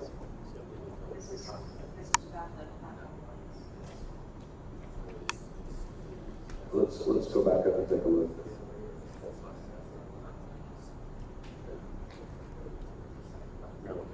One more. Okay, there's a motion to take from the table, table business Rule 23. Is there a second? Second. All right, all in favor of taking this from the table, signify by saying aye. Aye. All opposed, nay. The nays have it. This is the one we're doing. All in favor of taking this from the table, raise your hand. 2, 3, 4, 5, 6, 7, 8. All opposed? The nays have it.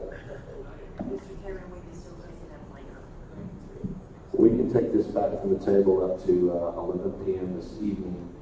We can also bring this up in permanent, and I would like to discuss this with you offline when we have a break, please. Thank you. All right, let's. What's our next? We're on another document.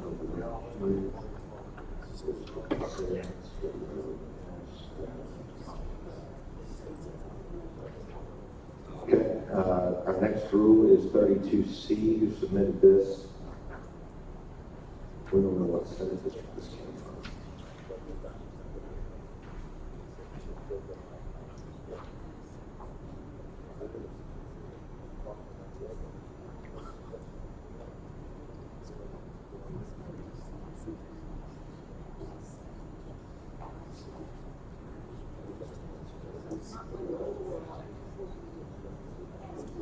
Whose Senate district is Gary Teal in? 25. 25. Someone want to put this language on the floor? There's a proposed amendment by a delegate to Rule 32. Is there a motion to amend? There's a motion to amend with the language on 32C. Is there a second? Second. All right. State your point. Yes, I'm in process of this. Okay. There's a second, and the motion is now on the floor. Are you Mr. Teal? I am. I'll recognize you to speak, sir. 2 minutes. Thank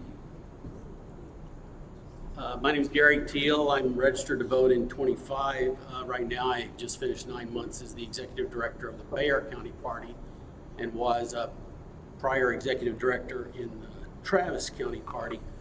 If I were emperor, I would simply say that all delegates and alternates should have their contact information distributed to all other delegates and alternates just as a course of business, because I think that communication between delegates is important. I realize that some people say, I'm already getting too much mail, I don't want any more mail. I don't think that wading through messages, some of which you can just skip, is too big a price to pay for the business that we're doing. This is not a substantive change. It's the simplest thing that you'll think about today, but I don't think that charging people for the delegate list is necessary anymore. There aren't any real costs, and I'm simply getting rid of some of the procedure and paperwork. Otherwise, the rule's the same. I believe that it should be easy to get a hold of this information. Thanks. Jim, I'll recognize you to speak forward. Jim Gillespie, 100% in favor of Mr. Teal's amendment. He's right. We don't have to run copiers, mail things by snail mail to people anymore. We're in the 21st century. This can be just online. It can be the click of a button. I've sent the SD delegate alternate list, which has 450 people on it. I've sent that out 20 times to people because they asked for it. And it cost me $0 to do that. One click of the mouse, send. There's no reason why the party can't do that for all the delegates, all the time, free.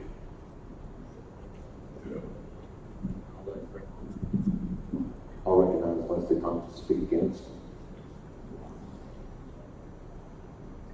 SC 23, I speak against. This has history. It says a lot of history. It took us a long time to get this in here. And back when we couldn't get anything, or they jacked the prices up so high that it made it impossible for the grassroots to get anything. Very difficult. Now I understand now everybody does emails and it's electronic, but what this is it at a charge not to exceed $25. So you still can do it for free, but you can't charge more than $25 for it, and that's for the people who are getting paper. That's paper cost, and so because we had a state party at that time that would not give access, or they would give access, but they made it prohibited for us to gain that access to records and delegates, and and then the bottom language is just giving parameters on. And this, like I said, this was before electronics, or when it was with infancy stage. That just gave parameters of you can't go past this date. You got to give it to us, but you can't go past this date. So I'm in favor of amending those times as reflected in the electronic age, but I am totally against the constraints that are put into this. Because I'm telling you, it took us probably about 5 conventions to get this in. Sure. Yes. Can be recognized to make a motion to amend. You could be recognized to make a motion to amend. Thank you. Jim Piccolo, I move to amend this amendment. After the words shall be made available, add the word. Currently, Mr. Pickle, the only language that we're considering the amendment is a motion to strike. Do you wish to unstrike? No. Okay. This is offered as an amendment, so you would be making an amendment to the amendment, so the stricken language is the only thing up for grabs. Are you wanting to speak? I'll speak in favor, but I also have a question with a motion to divide be in order. Two different pieces. It's a continuous statement. The motion to divide would be out of order. Do you wish to speak for? I've got a 4th slot next. It is two different sentences. Do you wish to speak for? I would be speaking against. Okay. Is there someone wishing to speak for? Mr. Chairman, may I make a motion to amend the deleted language? You can unstrike. Is that what you want to do? Okay. State your motion. My motion, SD 12 motion is to unstrike at a charge not to exceed $25 per 1,000 delegates and alternates provided. So, I have a motion to unstrike the first sentence. Second. Okay. That's your motion there. There's a second. I'll recognize you to speak. Bottom line, if you think there's 7,000 delegates, of course, that's $75, $150. That's nothing in what it costs to get that much information. So it puts a limit on, as Leslie said, and it leaves it a very nominal fee if by some chance they charge it. So that's thank you. So to speak against Rachel. Rachel Cooper, SD 13, moved to table until we can get further testimony on this. Do we have more testimony? I would like to ask for testimony hopefully for the party to understand the process and the need for this or not. You have 34 minutes to get your testimony here, so there's a motion to table. There's a second. All in favor of tabling this? What needs to be a time certain, 11 o'clock, so we can pick it back up. Okay, the motion is Before you second, the motion is to table until time certain, 11 a.m. Is your second still good? All right, all in favor signify by saying aye. Aye. All opposed, nay. Okay, the ayes have it, the motion is tabled. I'll recommend you, Chair. Mr. Chairman, just a point of information. State the point. We are getting, with that, in that half-hour time frame, a new testimony. Do we want to see if there's anyone else here to testify on any other issues before it closes at 11? Let me take care of that. That was my next action. Thank you. Is there any further testimony to be taken on any pending item? You've got till 11 a.m. Have you registered to testify? Yes, I Is have. that what's coming up right here? It is. Is this mic on? Okay, I think people can hear. Great. Okay, I'm Davis Ford with Senatorial District 24, and I just wanted to mention briefly my support again for Rule 43 and Rule 44. I never told you guys why I ended up writing Rule 43 in the first place. There was a news blurb that came out that our candidate for U.S. President, Bob Dole, had said that he'd never read the platform and he never intended to. And like the next day, we had our gubernatorial candidate, George W., say he'd never read the platform. He was running on his own agenda. And that just ticked me off something else. So that's why I wrote Rule 43 in the first place, and I talked about the miracles that got passed in the first place. But now it's really built up into Rule 43 and Rule 44.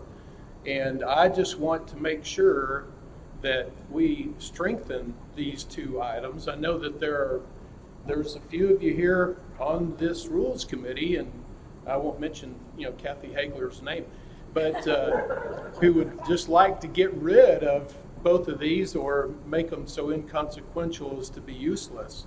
But we need to strengthen these items and keep them up where they are and make them a good, beneficial, useful set of rules. And so I would ask for your cooperation in doing this and helping out, because this is truly making this a grassroots party, and look forward to your cooperation and help. Thank you.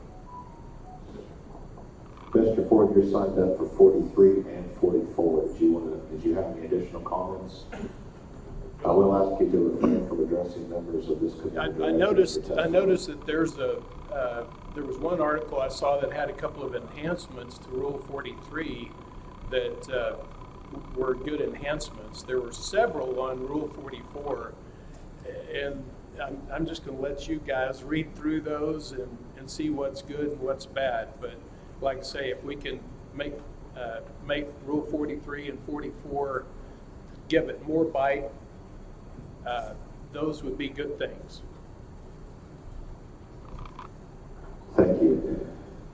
Anyone else signed up to testify? Now's the time to do it. Testimony closes in 30 minutes. Amy, do you want to go ahead and testify?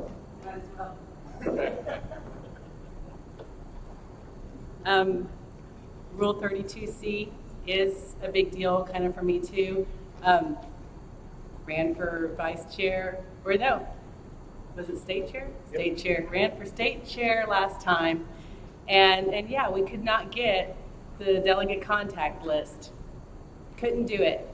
And now this year it's being disseminated, but apparently this is a matter of interpretation depending on who happens to be chair. So it would be very helpful to have very clear language. I thought this was very clear to begin with, but apparently the party did not last convention cycle. So, and that was with the chair that's been pretty accommodating to the grassroots. So I don't know what happened in that particular instance, and I don't know why it's different now. But whatever you guys can do to make this clear for party candidates will be very, very helpful. I'm not even talking about the cost, just the availability of the information. So, thank you. Thank you. Do we have testimony on any further testimony on any other items pending before this committee? Any other testimony before we go back to our business?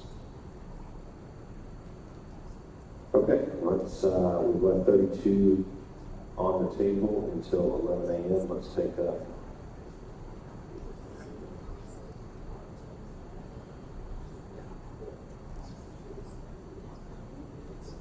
rule submission for Rule 33. I don't know who submitted this.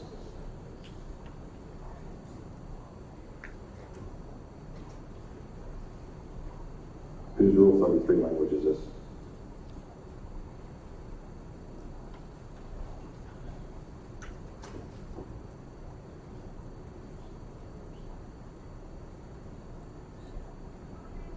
Remember, if we don't have a motion to amend, we're going to move on.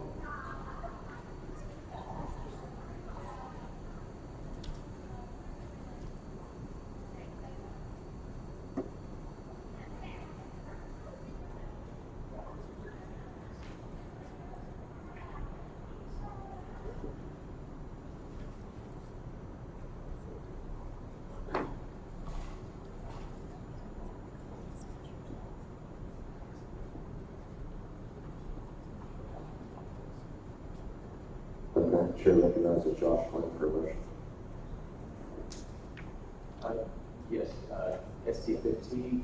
Virgil Cruz sent me this text or this motion, and he knows what's necessary in all of these things with regard to committees, and I trust his judgment here, and I am presenting it as his. Y'all know Virgil Cruz is the Secretary of the North Party, Texas. There's a motion to amend. Is there a second? Second.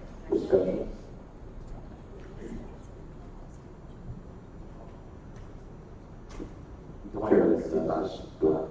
I would speak in favor of this. At first, when you look at the strike language, it's because it's duplicated at the bottom and it's defined. So that's a big. Anyone wishing to speak against? Hearing none, all in favor of adopting this amendment, signify by saying aye. Aye. All opposed, nay. The ayes have it, and the amendment is adopted. Keep scrolling.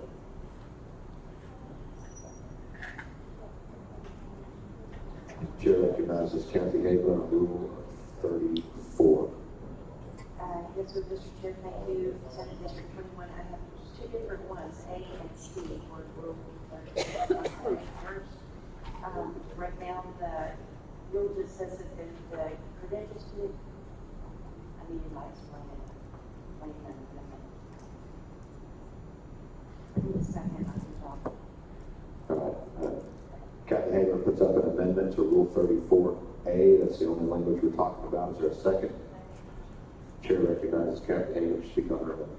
Okay, yes, so right now, it's correct that the committee continues to add registered delegates and alternates to the permanent role throughout the convention, but also a very important job that the committee does, which is to hear contests and challenges, is not included on the description of the committee, and I'm just trying to make that more descriptive of what the committee does.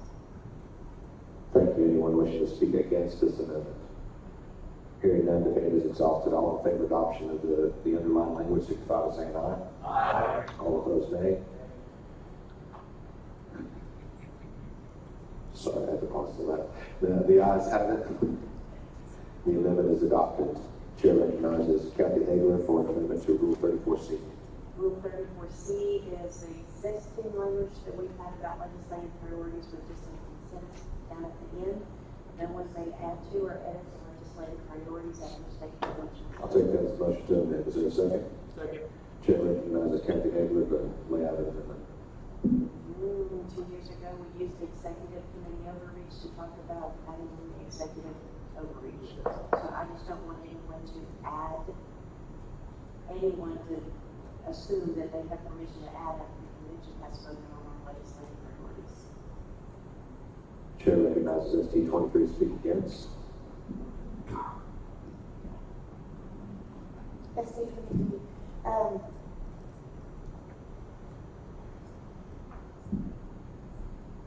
I was on the Legislative Priorities Committee, and I was on the subcommittee of election integrity. But because that election integrity legislative priorities from the convention was so narrow. The chairman created an ad hoc committee that covered the broad range of all the election integrity issues that came up during the COVID years and the 2020 election in response to that. So my interpretation is that this would stop that ad hoc committee, and this would stop. It would hinder the ability of the SREC and the chairman to direct the grassroots as things are changing. Now, keep in mind, we did not, the SREC and the chairman did not go, they were very careful not to go outside the legislative priorities for election integrity. They were narrowly focused. That committee would not do anything but what was stated on that. So that's why the ad hoc was formed. So, and like I have said before, with the COVID issue, the Chairman Rinaldi formed an ad hoc committee. Is it ad hoc? I don't know. Committee that addressed the vaccine and the mandated closures and the masks and all that to bring in legislation while the legislation was in session. So I am speaking against this because that can be interpreted to take away that power. Thank you. James, are you a 4? I'm a 4. Okay, the chair recognizes you to speak 4. So we have these conventions every 2 years. I don't know what it costs, hundreds of thousands of dollars, or probably more likely like millions of dollars to have these conventions. We have just under 10,000 people attending these conventions, and the grassroots debates to get their legislative priorities into the top 8. And then after the convention, allowing the state chair to pick a legislative priority or his administration all on their own, and create an ad hoc committee and divert RPT resources to their issue. And it was an important issue. Executive overreach of the state of Texas is indeed a priority that I, as a grassroots member, and my compatriots, we also focused on executive overreach of the governor and whatnot. But that was not the state chair's place to bypass the entire delegation of the convention and add an additional legislative priority. I felt that to be ad absurdum that the state chair would add a legislative priority to curb executive overreach. So I encourage everyone to please support this so that we can focus RPT resources on the legislative priorities that we as a convention have voted for. Want to speak for? Okay. Are you speaking against? Yes. Okay, state your motion. Did you have a motion too? I'm speaking against. Okay. We've got a motion here. Motion to amend. State your motion, Mr. Charles. Move to amend to state no one may remove from the legislative priorities after state conditions sign off. Instead of add to or add, change it to remove. Second.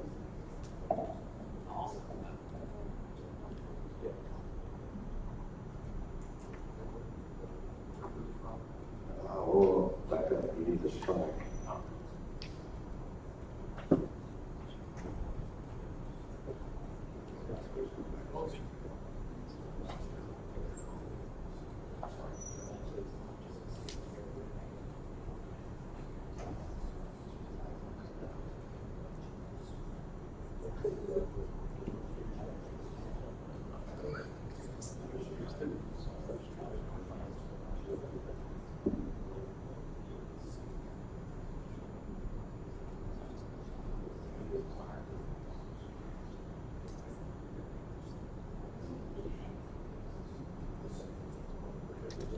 Is that your movement, Mr. Charles?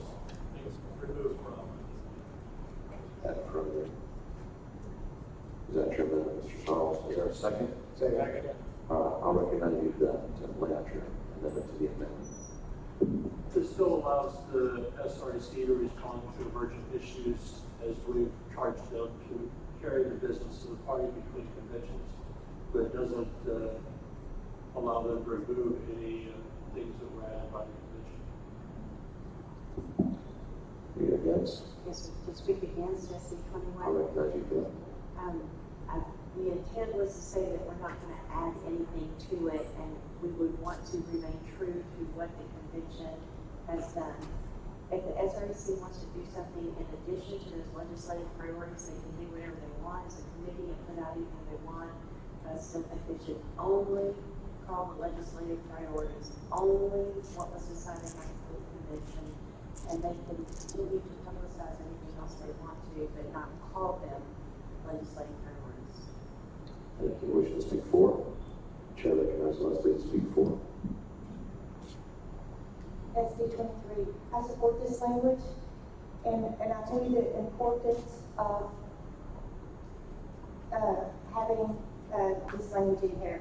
So I'm on the vaccine mandate ad hoc committee that Chairman Ranaldi did, and what it allows, and it's an SRC group, and what it allows us to do is expend resources from the RPT to advance that. And how we do that is that we have access to the things, staff will help us in putting things on the party website.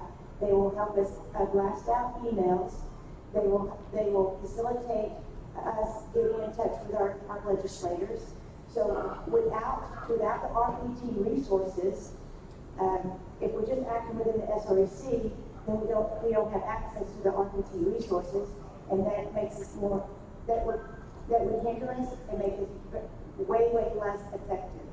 So as an example, for the vaccine mandate, Representative Harrison from the Waxahachie areas, he came on board and he had a fantastic amendment that pretty much codified the Nuremberg Code. And and we heard about it, and within days, because we had access to the RPT chain, we fighted with him, and we had almost, I think we had over a majority within days, and he's brand new. He just got elected, and within days, we had a majority of the Republican representatives supporting that bill. I think it's House Bill 168 in the last session. And that's impossible to do in 3 months a lot of times. But within days we were able to get that done. And that's because the grassroots were connected to the RPT that was connected to motivated people in the legislature. And that's what having the access allowed the SRC and the grassroots to do. And we would not be able to do that if we didn't have the access. Thank you. You wish to speak against? Yes. I've already had someone. You're for. I'll recognize you to speak against. With due regard to the author of this edit, the word removed, I stand against that. We're replacing the word edit with remove essentially. Edit to remove would be a form of editing. Just in general, I stand against any other body that the party chair and the SRC has the latitude to be able to establish or state any legislative priority that they feel is pertinent. But I believe that the work product that comes from the convention is the work product of the convention, and for someone later to change that and represent it as the work product of the convention is disingenuous. But speaking to specifically the point to replace edit with remove, it narrows down the opportunity to be able to edit a legislative priority, which I stand against, but I'm speaking to the language under consideration. Yeah, I'd like to make a point of order. This doesn't seem, based on what I just heard, it doesn't seem germane to what we're wanting to do. It really removes the value of what for doing so. If you want this, you may as well just vote it down. But that's my point of order. I think you'll rule on it. The point of order is, we'll take and sustain the amendment to the amendment is out of order, as it's not germane to the original language or the intent. We'll strike, back up to where we were.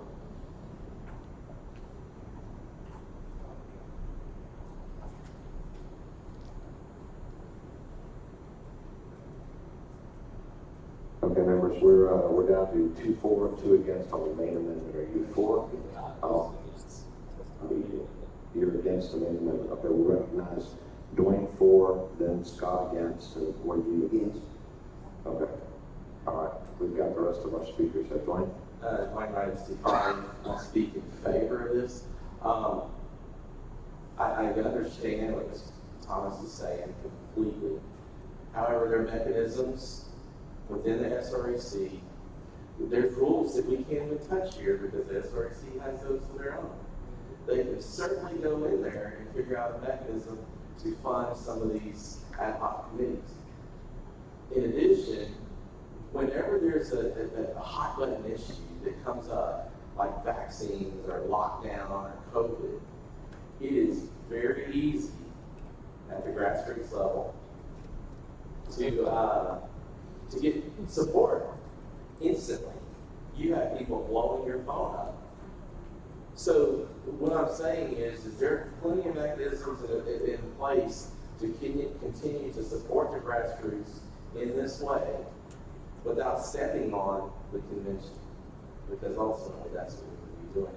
Because many times when somebody goes and says, I'm here to support this legislative priority, and the convention of 7,322 people supported that, that is disingenuous if it's generated just by those reasons. I'll recognize Scott to speak against. Yeah, and I would just add to the point that the SREC is there to take care of the business of the party in the interim between the conventions. And so when issues come up that were not anticipated by the convention, because they couldn't have been, because they didn't exist at the time, then, or if they existed, they didn't have the level of importance that they did. I think election integrity is a great example. We as activists know that there are issues with election integrity, and we've known that for years, but that really came to the forefront in November of 2020, and it was going to be addressed in the legislative session of 2021. Unfortunately, our convention took place in May of 2020, so there was no time in the interim for a convention to have spoken on that issue in the way that I think we would have liked them to with a specific legislative priority. And so, I mean, this is probably a minority view, but I've been in the opinion for a while that the legislative priority committee should go a lot further than it does. It should actually present model legislation and really be specific about what they want from the legislators. That's not a fight we're going to have here. But I do think that the legislative priority process allows the convention and the party to speak with specificity on important issues, and so they have to be able to speak with authority on issues that arise after the convention has happened that are going to be addressed in the legislative session. And so, if there's any possibility that this change could take away their ability to do that, I think it makes the entire party less effective, and it definitely makes our efforts in Austin to get our Republican representatives to enact the will of the party less able to do their jobs as well. And so I'm against adding this language. I don't think, I mean, correct me if I'm wrong, but there's never actually been an effort, and there's nothing in the rules that allows the SREC to actually change the legislative priorities. I think the very first time we had legislative priorities, there were a few that were set aside for them, but that was taken away later. This would only be about allowing or not creating a rule that could be interpreted to forbid the party from acting on issues that are not contemplated in legislative priorities. So I think this is unnecessary language that could end up hamstringing us right when we need to be as flexible as we can be. Members, there's only 9 minutes left for testimony. I'm going to do 2 things without objection. Brandon Moore from RPT is here to testify for table business. Hold on just a second. We're going to take that table business up at 11 o'clock. Without objection, we'll need 11 o'clock with Brandon Moore's testimony to testify on that table business. In the 8 minutes we now have left, is there anyone here that has not spoken on their particular issue or want to get some testimony in before 11 o'clock? Anyone else? What are you speaking on, sir? Rule 44. Have you spoken on it before? Yesterday, but not today. Okay, we've already spoken on Rule 44. Is there any further testimony? Okay, the chair recognizes Terry Wilson to speak in favor of the amendment. I'm going to speak in favor of, because the legislative priorities, in my opinion, is the marching orders for the SREC. The legislative priorities are determined by the delegates and handed into the SREC. For them, that's their marching orders, for them to give the legislature their marching orders. So I'm a purist here. While I totally disagree with vaccine mandates, while I totally love Chairman Rinaldi, while I totally am against extending executive orders endlessly without ever having the legislature meet back in session, I'm for all those same issues that you are, Leslie. What I don't like is that, what if we have a chairman that I don't agree with? What if we have a chairman that wants to add anything, or an SRC maybe that I disagree with as a delegate? I don't want them to be able to just add something. I think it needs to be a pure process, and that was the very intention of legislative priorities, was for the delegates to decide what those legislative authorities are. Recognizes SD 12 for the final debate slot. All right, Peyton and SD 12, thank you, sir. I think we have a far greater risk of facing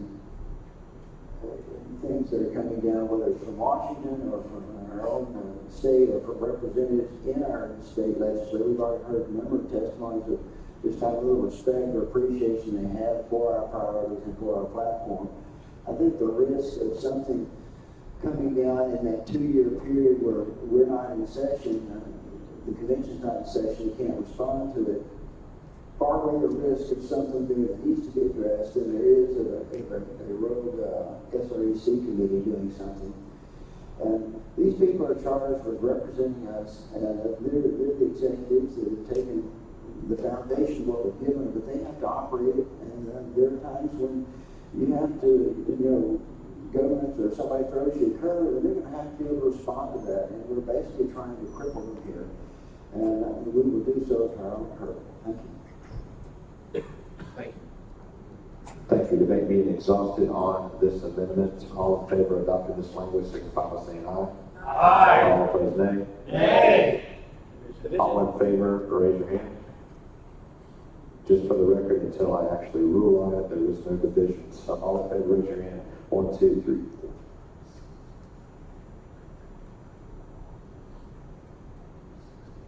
4. All opposed?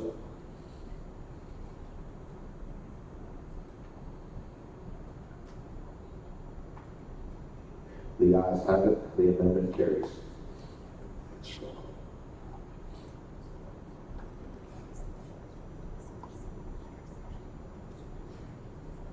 Chair recognizes John Carr, proposed amendment to Rule 34C. I was wondering, Mr. Chairman, if this proposed amendment would have been carried in this last vote that we had, but I'm going to present it anyway. Please do. I move to adopt the amendment to 34C, which provides that the chairman and the SREC can propose and add 2 additional legislative priorities each. John Carr lays out a motion to amend. Is there a second? Second. We're going to temporarily pause that business to recognize one final delegate to speak. Is this Daryl? Yes, sir. Come forward, sir. Who wants to speak on Rule 44? Sir, please state your name and your Senate district. You have 2 minutes. Daryl Thomas, SD 11. Let's get into that mic as much as you can. Can you hear me now? All right. In my opinion, we need to strengthen this as much as possible. I realize that there are some people that would do their best to manipulate it, but that actually goes both ways.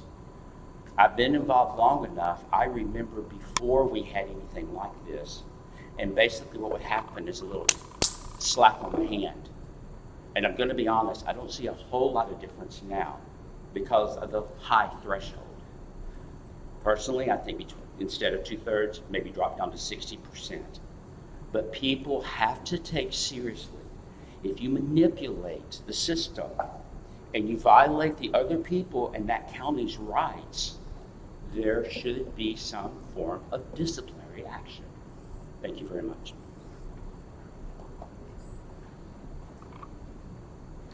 Thank you, sir. For 2 minutes, is there any final testimony? Are you trying to secret? Any final testimony? Okay, we're going to roll in about 60 seconds into our take from the table at time certain of 11 o'clock. Without objection, we'll take that early. We'll leave your amendment pending for the moment. Is there your motion to table includes a time certain to take it back up, so that is now on the floor. Let's get back. What amendment number was that? What rule number? Let's go back. Oh, you were in the right document. Let's go to 32C. Right there. Brandon, that's the amendment that's currently been proposed. The chair recognizes Brandon Moore from the RPT to testify on Rule 32C. Good morning, Mr. Chairman, committee. Thank you all. Thank you all for your service and your time today.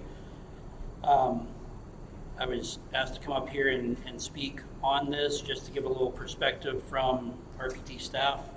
I'm currently the Chief Operating Officer, was the Organization Director previously. Organization Director is the one that typically handles these list requests. I would say that in a normal convention, since I'm not the Organization Director right now, I haven't been handling the list requests for this convention, but I would say we've had several dozen requests, and that's pretty normal in a convention cycle to get several dozen requests for the list. As far as this goes, the cost is relatively minor, but it's enough to make it where somebody requesting the list hopefully is serious and requesting it for actual serious business, not just because, hey, I can get a free list of people that are involved in politics that maybe I support them and like them, or maybe I really hate them because they're the other party. So you have that perspective. From the staff work side of things, we handle these as they come up. We send them a link to pay and then supply the list for them as quickly as we can. Payment is that one extra step, but it's not too terribly bad, especially now that we can do most of these online. When it was a check, that was where the real things, where it really took up some extra time. Online payments make it a lot faster and easier for everybody. And like I said, it gives it where people that are serious about this will still request it, but not make it too much of a hurdle. The only concern I would have is if we do strike the cost, that you could get a lot of requests, and you want to just give this out freely to everyone necessarily, and trying to figure out a way to minimize the work on that and make it as quick as possible. Not that we would do this, but looking forward, if I don't want the easy answer or the minimizing work answer to be, well, let's just put this on our website or even put it on a password protected page of the website necessarily, just from a security standpoint for delegate information. Happy to answer any questions. Let's see, item just more. when someone purchases a list, do they get email addresses and phone numbers? No, ma'am. Our typical practice is that we do not supply email addresses with these lists under 32C, and the reason for that is we don't want delegates being bombarded with emails from multiple requests on these, and then have fewer and fewer delegates supplying us with emails. There are two reasons for that, just out of respect for the delegates, but also if fewer delegates start supplying emails, then one, we have to send a snail mail letter to them to notify them of convention, so there's an extra added cost of postage and staff time to supply those, but there's also less information to supply to the delegates, and it takes longer to get it to them. So you're just getting a name and mailing address? Name, mailing address, their districts, that type of stuff, yes. The phone number.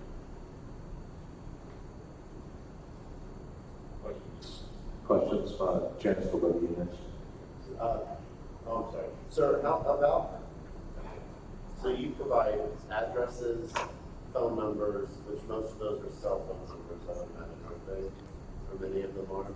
I haven't checked to see how many of them are cell phones. I'd say we still get a decent mix. And nothing precludes someone who has purchased the list from sharing it to whoever they want, right? We do have an agreement that we send with it and ask them to sign that says that they're using it for their purposes and that they should not be sharing that they won't share it. Okay. And then is it fair to say that every list, each convention doesn't cost more than $150? If you're requesting it for a particular Senate district, a political subdivision, Senate or congressional district, then your cost is, less than $100 easily. If you're requesting the statewide list, then you're looking to want to say $325-ish. So about how much revenue total on an average convention year in your experience with the RPT bring in from requests like this?